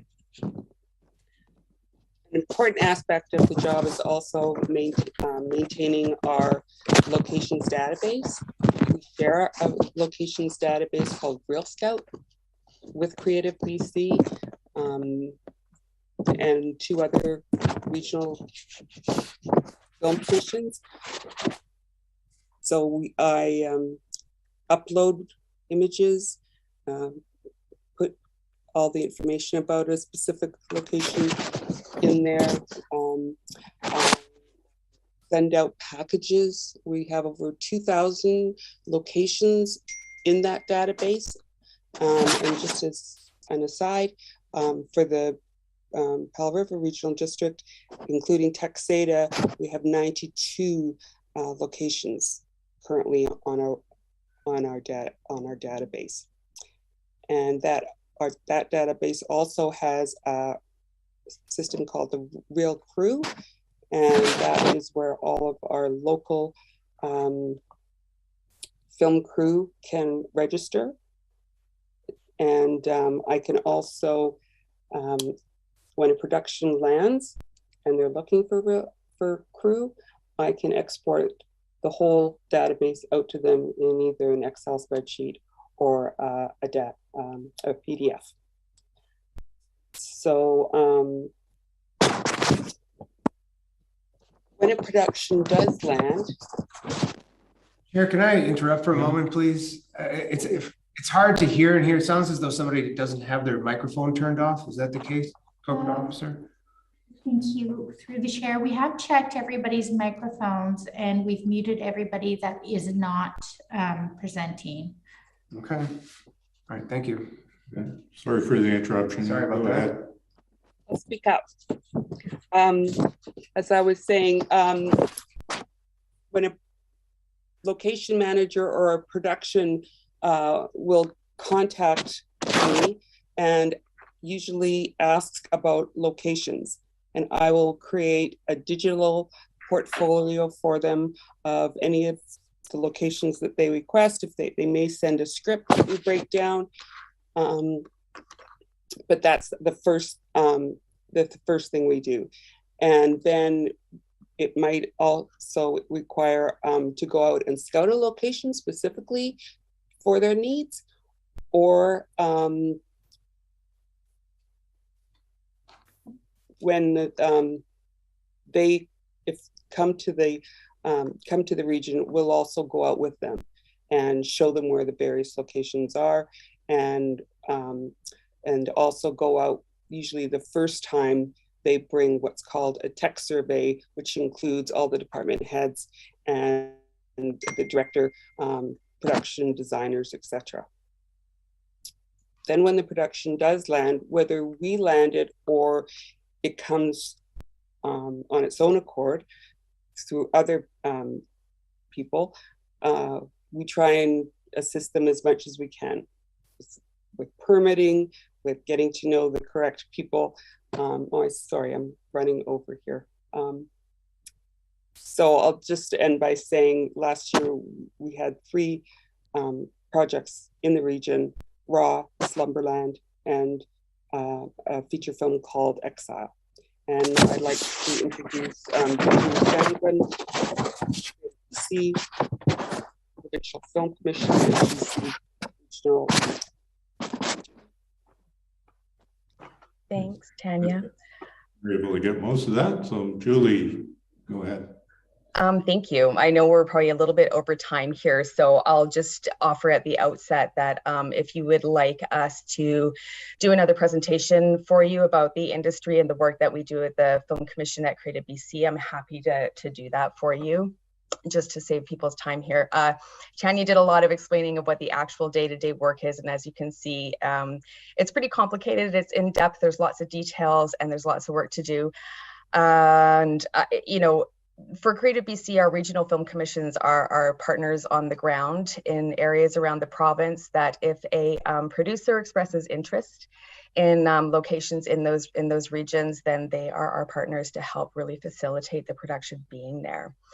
I don't know if you want to just ask some questions, if you'd like me to keep going, but I probably have more to say than time that we might have.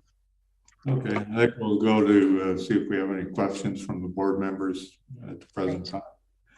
See people shaking their head. Anyone with any questions from the board? No? So thank you for the presentation. I'm glad you're here to do this, and I've had a chance to read through the presentation, and we'll be thinking about it over the next couple of weeks. Thank you very much. Thank you. Interesting sound effects. Interesting, yes. Who knows where the sound comes from? Yeah. Next is 4.12. Jessica Colasanto, Lift Community Services Community Support Program Manager for funding request for the Community Resource Center. Good evening. Are you able to hear me? I can hear you. Okay. Loud and clear. Sorry. I am Jessica. I use pronouns she and her. I want to start off by saying how many of these organizations are so near and dear to my heart, and I do appreciate the district supports all of these different organizations in our community. I assume you have the slides in front of you, or you at least have the presentation I submitted. I'm not going to read through those, and I won't share my screen. I just want to say Our kitchen at the Community Resource Center produces 160 meals a week, plus coffee and treats. There's a photo of that in the presentation. And I wanted to touch on who we actually serve. It's in our application, but as you know, housing is very challenging in our region, and housing outside of the municipality tends to be a bit more affordable. So quite a few of the folks who use the Community Resource Center live elsewhere in the region, and we are a very convenient space to stop in for free food and snacks and wait between appointments or waiting for the bus. We serve youth, older youth to seniors. On any given day, you'll see a very diverse crowd in the center. We opened in 2007, serving residents of Qathet who have their roots here. These are folks who are from here who struggle to afford a safe and healthy lifestyle.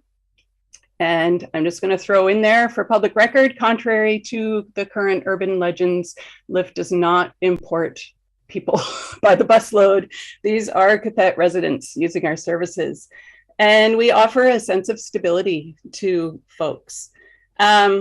I put in 2 slides worth of services that we offer, but I would like to give a shout out to Everybody Deserves a Smile and the Christmas Cheer Committee, because both of those are very, very welcome and celebrated additions to our holiday season at the Community Resource Center, and I can attest to their impact.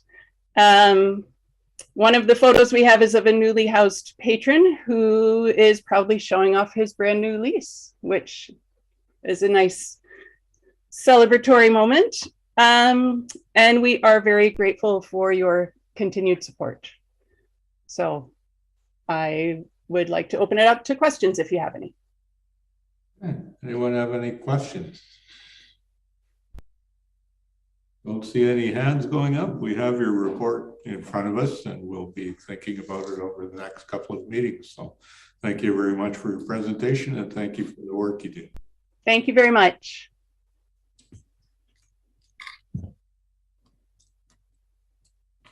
Item 4.13 on our agenda is Gordon Scott, Lasqueti Island Nature Conservancy, on the grant and rate aid request. Scott on the screen.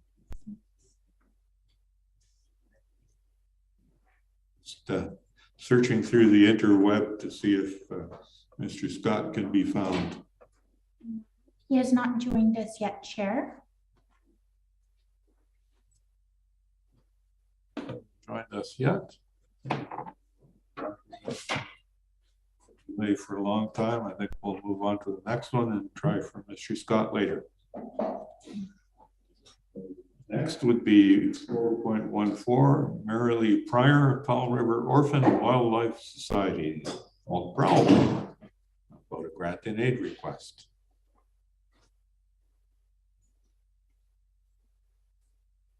You know, we're doing. We've gone through all the people that were actually present in the room, and now we're into the online one. So I see Marilee Pryor there, and you can go ahead and make your presentation if you can hear us. Thank you. I have sent in the summary of our activities, and I know you're very busy and you don't need to hear me say it all again. We provide services to our community. People call in with an injured animal, and one of us goes out and picks it up, takes it back to our facility, and we do our best to save its life. Then we call the person who called us, and they come out for the release. It's a really important activity now. With what we're doing to our wildlife, every little life counts. We've taken in more than 20 different species at risk, many more individuals, and we've been able to release them. But it's not just about the animals, it's about the people, our our fellow residents in the regional district, and it's the whole of the district. We haven't taken an animal from Lasqueti, Director Fall, but we have from every other area in our region, from Bliss Landing to Saltry Bay, back to Khartoum Lake, all the islands. We have figured out how to get the animals back here and work on them. And it's appreciated. It's to the point now where if I go out for a rescue, people will pop out of shops to see if I need a hand. It's embarrassing for me, but it's also gratifying to see how people appreciate our service. We've reached the point now, 744 animals last year, that we really need to hire people. I can't do this by myself anymore. So last summer we hired 3 young employees, and it made all the difference. And it was wonderful to watch the way they slid into it, and they're carrying on their education, and they're looking at it as a career now.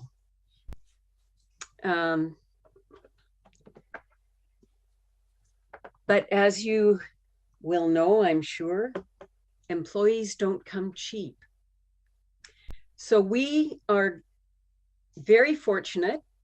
Our supporters have been very generous with cash donations, foods, cages. Westview Veterinary Hospital gives us all their services for free and a lot of supplies.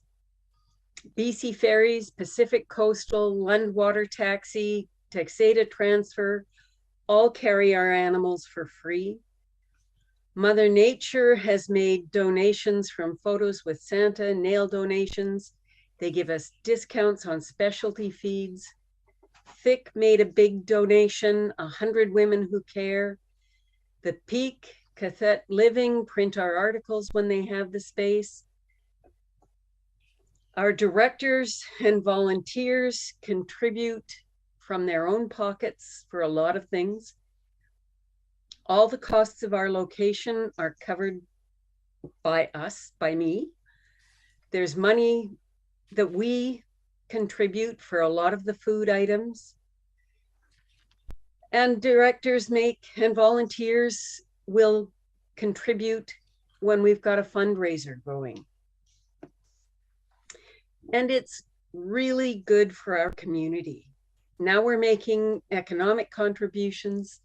Once we have a proper facility, a proper location, we'll make it a destination. We'll be bringing people in. In the meantime, we're creating employment opportunities and training young people. We're also raising Powell River's profile among the people who work with, study, and appreciate wildlife. We see things, as I keep saying, this is a community on the edge of nowhere. So we see wildlife that no one else gets to see up close. And we take it for granted. Other people don't. And we make a difference with the animals that we're saving. It's to the point now where it sounds catastrophic, where every animal counts. And 744 animals last year were fortunate enough to come to us. We're also educating the general public. We're raising awareness of this special place we live. And we do want to start getting into the schools. But it is going to take employees. It's going to take hiring people. As I said in the presentation that you all received, we're not allowed to use volunteers working with the animals. This is a highly regulated activity. And there are regulations about everything. It's been suggested that we charge a fee when people drop off an animal. We're not allowed to. We can't use the animals to raise funds in any way. We can't put them on display for the public. We can't use volunteers with the animals. It limits us in many ways. And so the employees are really going to be our way forward. And that's what we're asking for, is a contribution from the regional district to help us cover some of that cost. And we're grateful for anything that you are willing to give us. I think that's long enough. Any questions? As long as you've said what you want to say, that's fine. Board members, have you got any questions? I don't see any hands, so as I said, we'll be considering it. And thank you for coming tonight, and thank you for doing the work you do. It's appreciated. Thank you. Next item is item 4.15, Cathy Brown and Elle Rosenthal. Texada Island Nonprofit Seniors Housing Society are funding for independent living seniors housing on Texada Island. I can see you on the screen, and go ahead, you have the floor. Thank you, thank you. So Cathy Brown gets introduced with a wave. Hi, Cathy. I'm going to just go through a little presentation. Go ahead, you've got the floor. So we call ourselves TINSHS for short. We were formed in 2019 in order to create independent living housing for low-income Texada seniors. We are looking at building a small development of, well, for Texada, this wouldn't be small, 40 plus units of senior-friendly, affordable housing units, apartments, with subsidy from BC Housing. We are hoping to build common amenities and to provide services which would include wheelchair accessible facility, social inclusion activities, and transportation for our seniors to access food, medical care, and other already existing services. So most of you know that Texada is a rural feeling island. We have fewer than 1,200 residents here. Many of us live off the grid. Many of us live on rural properties that require a high degree of physical robustness and a capacity for driving to maintain. 37.4% of our population is 65 and over. And in the QRD, 16% of our seniors are living in poverty. So that means that a lot of Texada seniors are at risk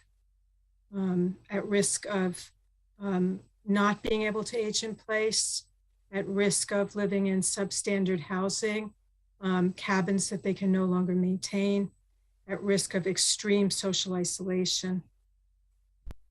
We've heard now stories of seniors who can't live in their own homes, but there are no rental facilities on Texada Island, and there are no subsidized rental facilities at all. So we've got seniors now couch surfing because the trailer park is full. And we've got numerous seniors who are leaving to go to other places.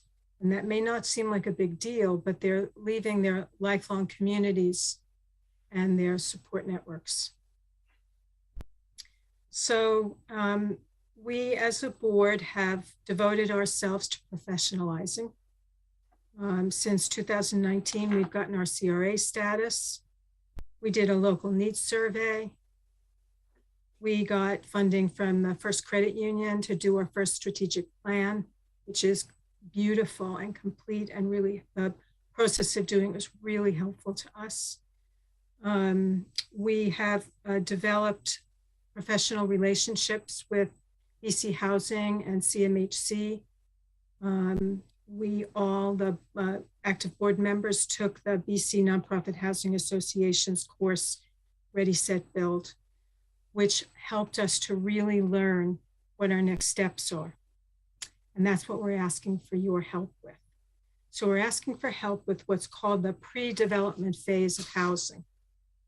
And that is to develop an idea, which we have, to determine need and demand, which we need help with professionally, to acquire land, which is a very serious challenge on Texada Island.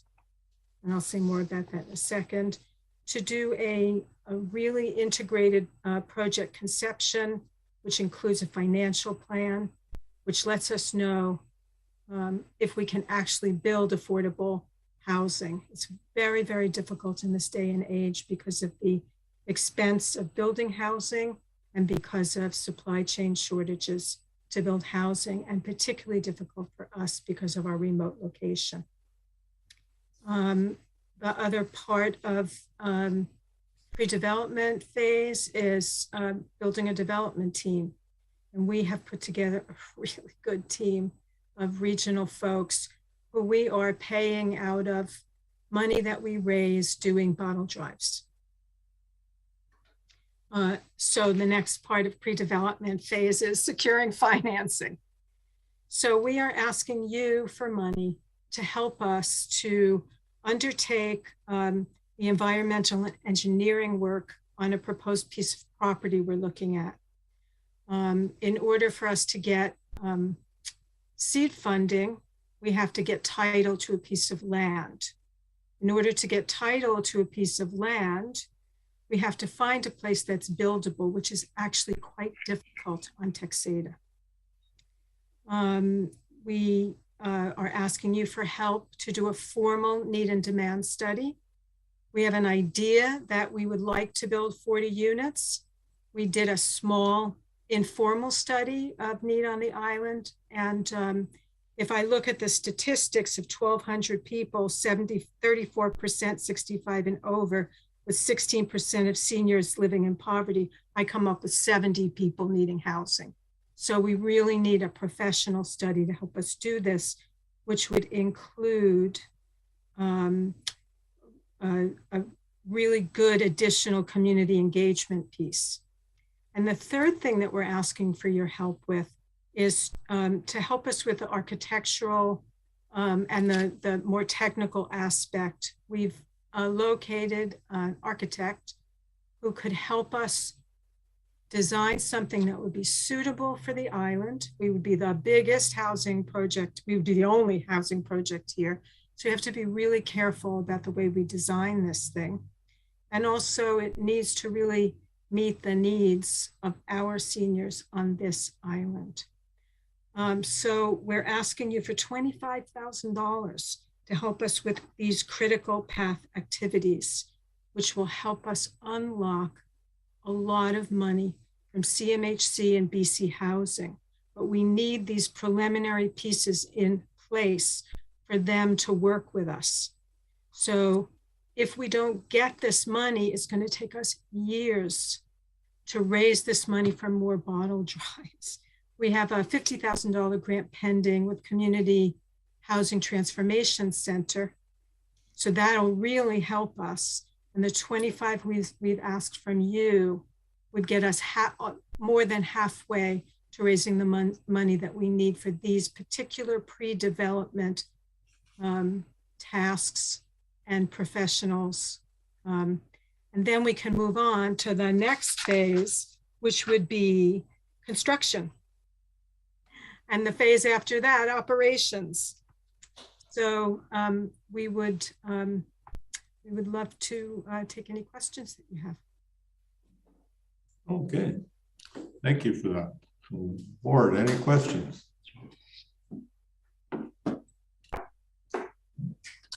Thank you for your presentation. Sending out on a long journey here, and we'll be considering that over the next couple of meetings. So thank you very much for your presentation.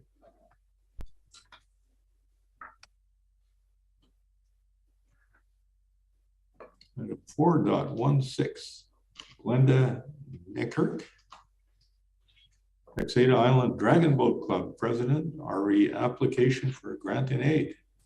Yes.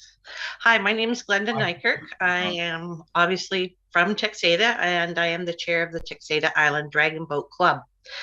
I'm flashing a lot, so I'm not sure if something's going on there or not. At any rate, we've been in place since 2018, and we went dormant during COVID.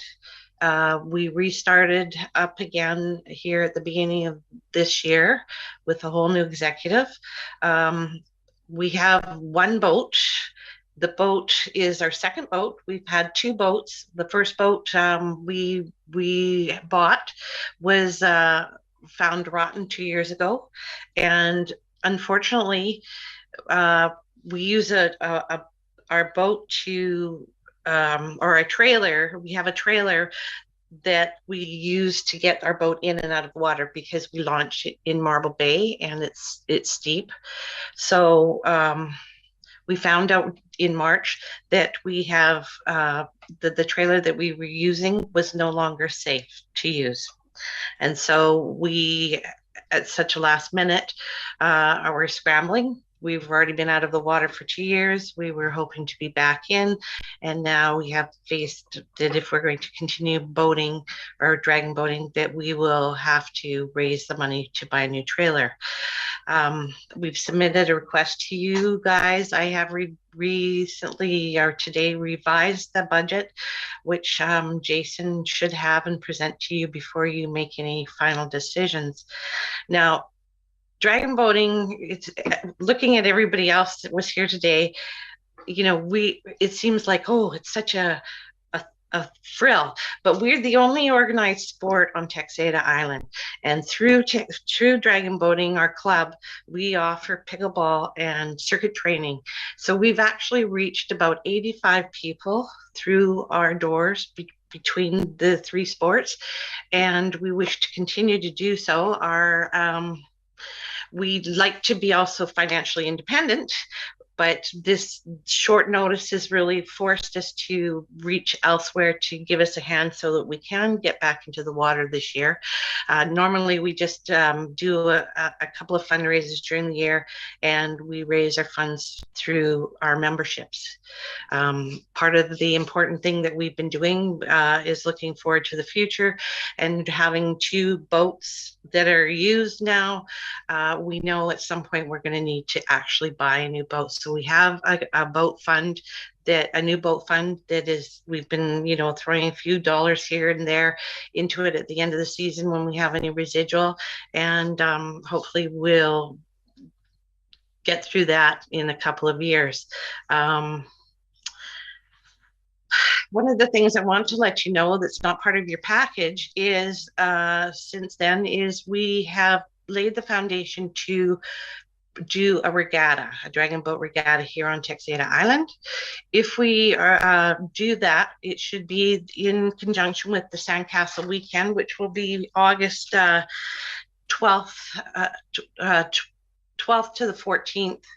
And it'll be the same as the Sandcastle. So we'll sort of piggyback some of that things. If that happens and we are successful for what we're trying to do, we'll be bringing about 280 people here for the weekend. Now that will have significant impact and a boost for all of our small businesses to help with the economy, especially because everybody has suffered so much during the last 2 years. We don't have a lot of business over here, but what little we do, it's important to keep what we have, our services. So I'm not going to bore you too much. I just want to also say that I have on my team, there are 6 cancer survivors. 4 of them are breast cancer survivors. So it's the only outlet for these people to get exercise. For dragon boating, there is a no fitness level recommendation. You know, you can come and paddle at any fitness level. And the reason why I'm sort of passionate about that is because when I started dragon boating, I just retired and I was out of shape. I'm already 100 pounds overweight, and it was amazing. I am stronger now. I can do things that I couldn't. I can actually touch my toes.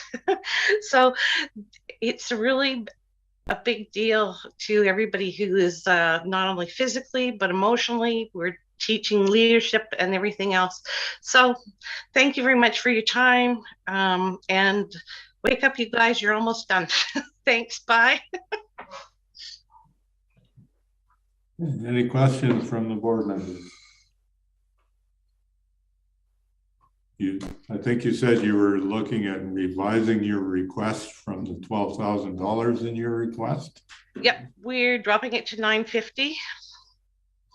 And that's because we were notified yesterday that we have another grant. So there are some adjustments, and obviously as you present a budget, you're guesstimating, and now we have some real actual figures instead of proposed figures.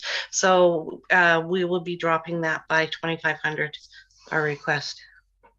Okay, and I just want to ask the corporate officer when we would need to have that information by. Thank you, Chair. We'll take a note of that, and that report is already ready, and the agenda is being prepared for next week. So next staff will make a note of that. Okay, so we've taken a note of that proposed change, and we'll deal with that when we're dealing with them at the Finance Committee meeting next Wednesday. Okay, thank you very much. Take care. Any other questions from anyone? No, thank you for the presentation. And enjoy paddling. Thank you, George. And next, 417 is Heather Gordon, Tricia McTaggart, and Alice Ward Cameron, Powell River Child, Youth and Family Services Society RE Financial Assistance. Hi there. So we've lost Alice. She had another commitment that clashed at the end, but you've got myself. I'm Heather Gordon. I'm the Executive Director of Powell River Child, Youth and Family Services, known now as Youth and Family Powell River. And my colleague Tricia, who will probably do more of the talking than me. She's program delivery and all kinds of good things. Letting us come to present and to just take part in this. What an amazing collection of community programs and initiatives. Like, I'm blown away. So we have been serving the community, the region, for more than 26 years, serving children, youth, and their families. We're physically located just above above VIU in the old Ocean View School building. If you wonder where we are, we've moved around a couple of locations. But we're here today to talk to you about one new program that we have taken on, which is not new to you nor to the community. It is the Orca Bus program, and we're thrilled to be the new folks behind driving the bus. I know you've supported the Orca Bus in the past generously, and the United Way, just in case it's not front of mind, but the United Way has been steering the bus for many years, and they made the decision to get out of frontline service delivery and programming. And because we've been around, we were involved right at the beginning, right the first days with the original bus, picking gum off the seats and getting the thing on the road. They asked us if we would continue to be part of that, steering the bus on into the future. So we're pretty excited about Orca 2.0, the next step for the Orca Bus. It's on a bit of a pause just at the moment because we're transferring the bus and getting our pieces in place, and there's all kinds of paperwork and insurance things that have to happen. But we're thrilled about being the organization that can hold that very special project that has been so important in this community and reaching little ones and their families. So I want to thank you for the support you've given us in recent years. And I just want to say quickly that your support makes this program possible. We are now paralleling the school district's programming. So that means we're actually doubling the services that are possible for the early years services, or the earlier programming that used to be Orca Bus Strong Start. Now that's being delivered in parks and in neighborhoods. I think they're calling it Neighborhood Orca or Strong Start Neighborhood. And we'll be taking the wheel for the Orca Bus traveling around the region. So I will turn this over to Tricia, who she is a family enhancement counselor, and she is a very capable professional working with families and children for many, many years. And we're just lucky to have her on our team. And Tricia, over to you. All right, great. Hello, everyone. I'm going to speak to you about the early years programming and specifically the Orca Bus programming with youth and family this year.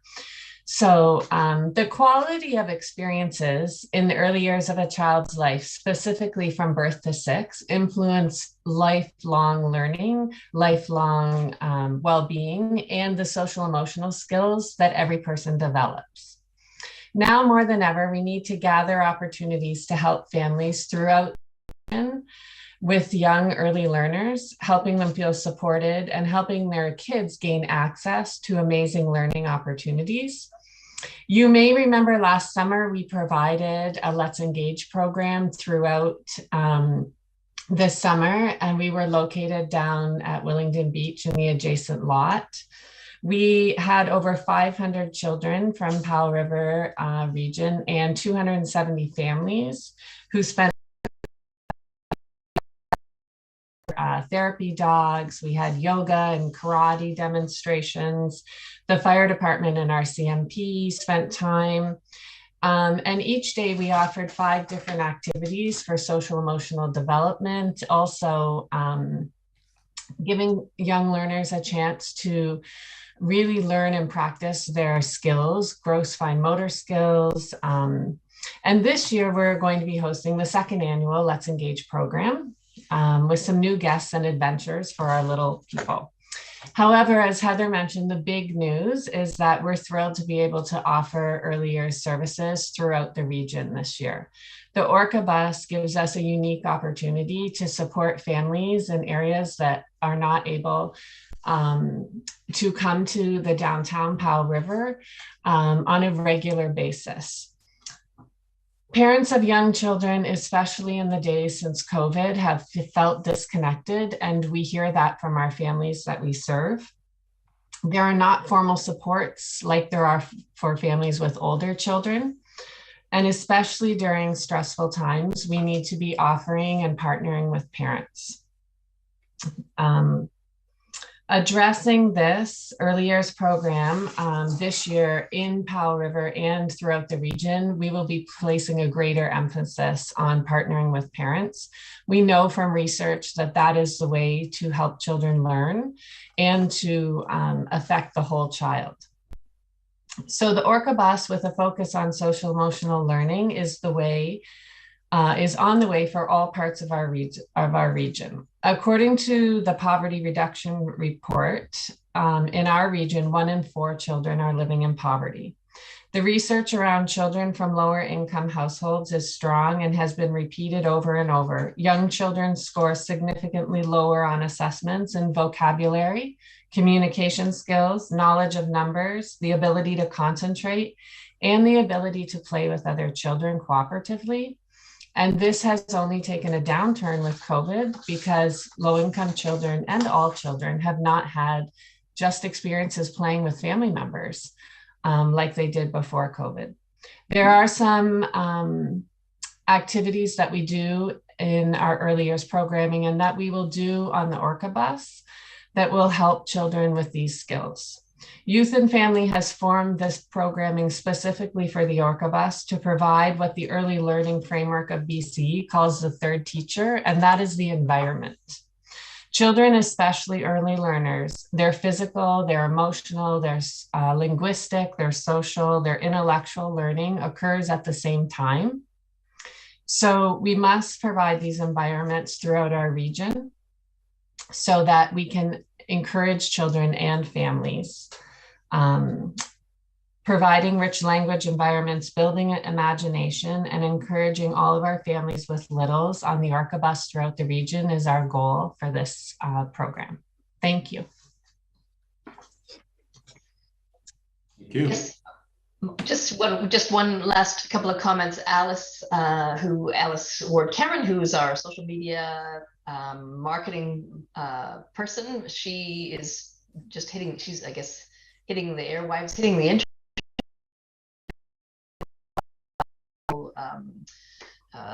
expertise that we were lucky to have her on board. And so reaching families is a big part of the goal of this. How do we connect with those families to make sure that they're able to connect with us? So just wanted to add that on the end because she wasn't able to stay. Any questions for us or? Any questions from the board members? Director Fall. Thank you. Thanks for the presentation. I don't know if the Orca bus can get over to Lasqueti. Yeah, I don't unless it's a floating bus. I was gonna ask, so if as you're taking it over, do you envision any changes to the service? Will you adapt it a bit in any way? If so, let us know. Otherwise, are you gonna just try to carry it on exactly as it was? The programming will change to meet the needs of the families. So currently, we've been in touch with the principal at Kelly Creek School because I've provided some services with some children out there previously, and they have 21 new families with kindergartners coming. So that gives us a unique opportunity to work with those children and with their younger siblings.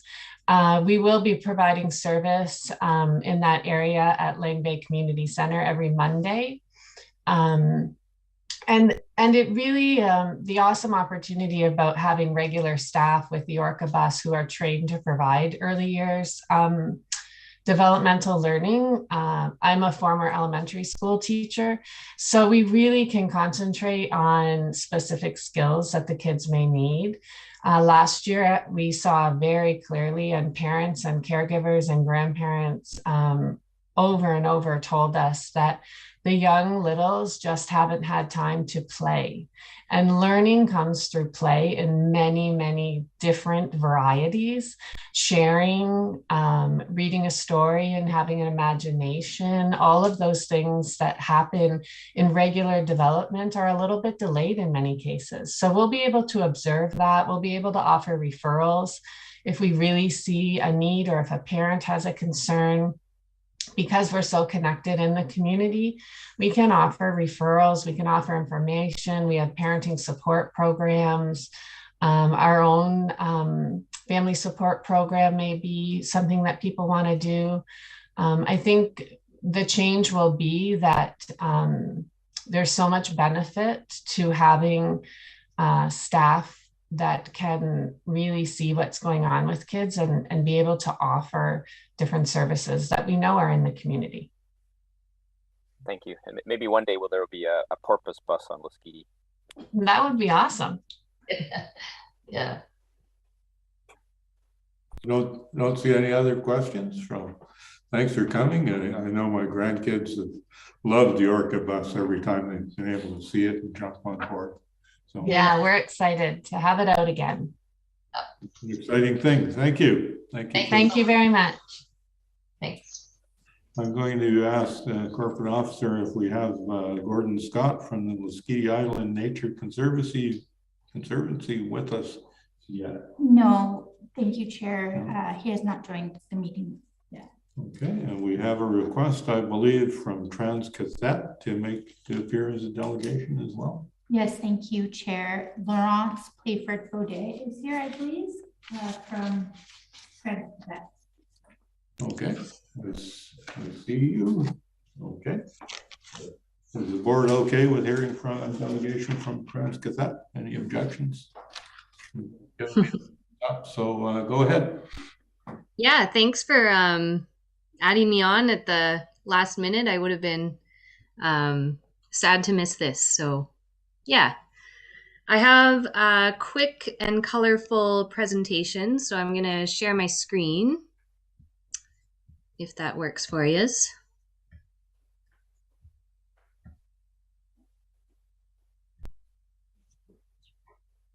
Nope. We're getting there. Getting there. Yeah, so I really am excited about this opportunity because we are a new program. We've been operating for the past year in qathet. In qathet. So this is, we've had a lot of momentum the past year. So for those of you that maybe haven't heard of us or haven't gotten to meet the qathet team, this is your chance. Yeah, so we're partly funded by Transcare BC to provide peer support. So the funding from Transcare BC covers some of our wages. So our team works part-time. We all work about 5 to 15 hours a week, year-round, to maintain these supports.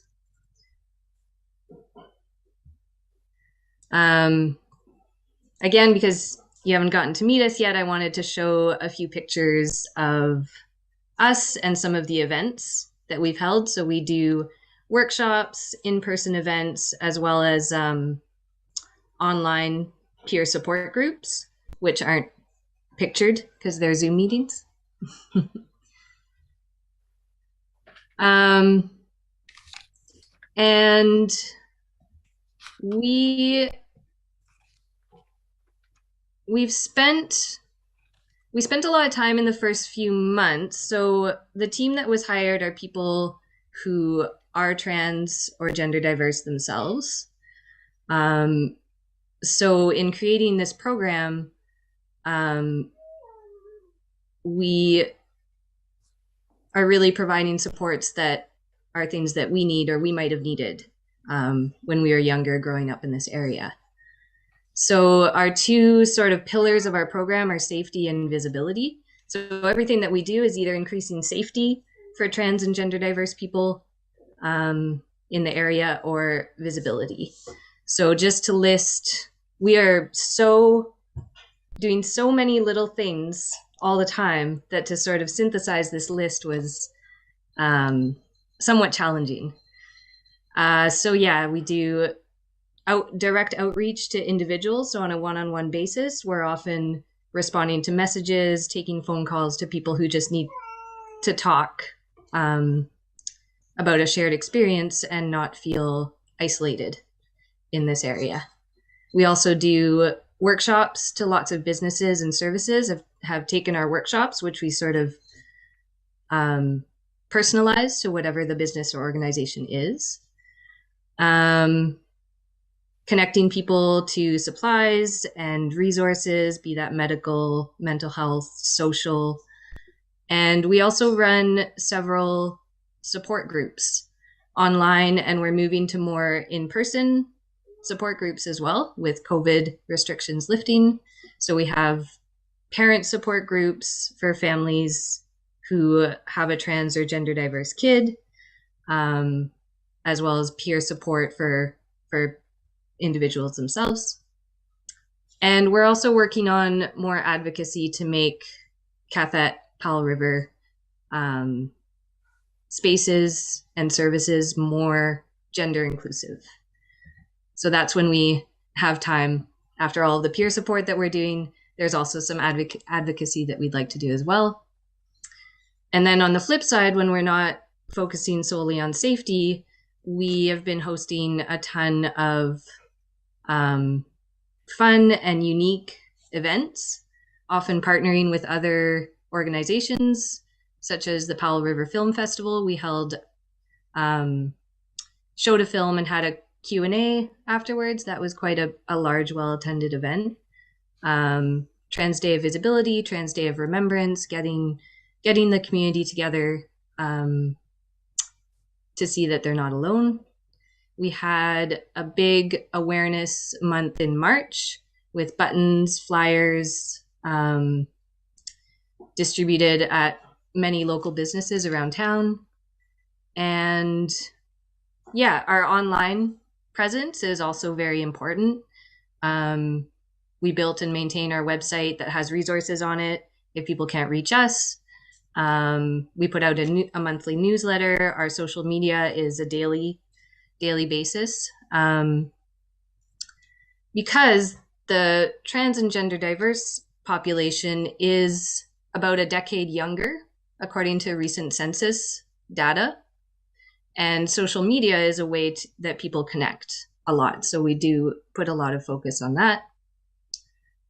And the other part of visibility is that the team, the three of us, Zeke and Jess and myself, are people who are trans living in Powell River. And so taking on this job and becoming open about our identity is a big part of visibility as well. So it's a very personal program. Yeah, there's also the Brave Noise fundraiser that we partnered with Townsite Brewing. That's sort of our biggest thing that we have going on right now. That's pretty exciting. And I just wanted to show, I was sort of just throwing some visuals up about some projects, some of the bigger projects that we've done. So our next one is we're just having a walk on the Seawalk on Sunday. This is a chance for people to get together in person and do accessible activity. So that's this Sunday. Yeah, the film festival, we also had an accountant business in town buy some tickets, which we then gave away. So there's a lot of sort of interconnected support that we've been generating. Yeah, I don't need to go over every detail of everything, but as you can see, we managed to stay very busy. The response to this program existing has been overwhelming. I even got a phone call a couple months ago from a trans couple who are living in Port Hardy that heard about Trans Qathet existing here, and they told me that they were going to move here because they were facing harassment and discrimination in their community. And they heard, you know, our online presence has reached like far outside of Qathet and is making this place an inviting place for people who are gender diverse to come. So that's pretty encouraging feedback for our program. Yeah, I feel like I buzzed through that really quickly. Does anyone have any questions or comments? Board members, any questions at all? I don't see any hands up, but thanks for coming and talking about what you're doing. And it sounds like an active group run by some local involved young people. I'm impressed. I want to say thanks. We don't have any questions, but I just want to say I appreciate your being here, Lawrence. And I also want to say, in wrapping it up, because I think you're our last delegation, is that it is amazing to sit here and look at all the active people in the community coming and talking about the huge range of things that they want to volunteer and help to do for other people to make this a better place to be. So thank you, and thank all of the delegations that have been here tonight. It's truly an impressive group of people, and I hope the other directors agree with me in that analysis of what we're facing here. So I think that brings us close to the end of our agenda. We don't have any unfinished business, no correspondence, no reports, no new business. We're at question period. Do we have a member of the press who has any questions at all?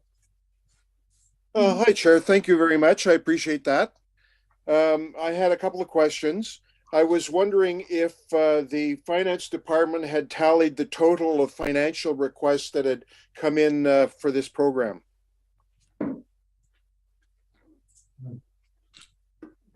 Ms. Greenan, do you want to try and answer that? Thank you, Chair. Actually, I would like to direct this to Jason Callenhoven. He's been working on the report for the financial assistance requests. Go ahead, Jason. Thank you. Thank you, through the chair. So in this intake to date in 2022, we received requests for $347,593. And a couple of those requests have been modified slightly this evening. Very slightly. That certainly gives me a good idea of the order of magnitude of the request. I thank you, Mr. Cohen, for that response. I'm wondering how much has been budgeted for the financial requests. Ms. Greenan? You're on mute. Sorry. Thank you, Chair. I'd like to also direct that to Jason Cowenhoven, please. Go ahead. All right, thank you again through the chair. So we're talking about 3 of the regional district services, the Grants and Aid, Economic Development, and Social Planning Service. Combined, we had set aside $333,000 in our budget for Grants and Aid. I thank you for the response, Chair. That's very helpful. My final question is, when will a decision be made by the Finance Committee on which grants it's recommending to the board to allocate? The Finance Committee is meeting again next Wednesday, and we'll be discussing recommendations to the board at that time. Thank you, Chair. Those were my questions. I appreciate the opportunity. Thank you very much, Mr. Glinsky. Are there any members of the public online that might have a question? Don't see any hands up. So I am going to say, because I have that power here at the regional district, we are adjourned. Continually get criticized for trying to adjourn city council. Yes, thank you. Thanks, everyone. Thanks, everybody. It was a great evening. Good to see so many people in person. You got another one?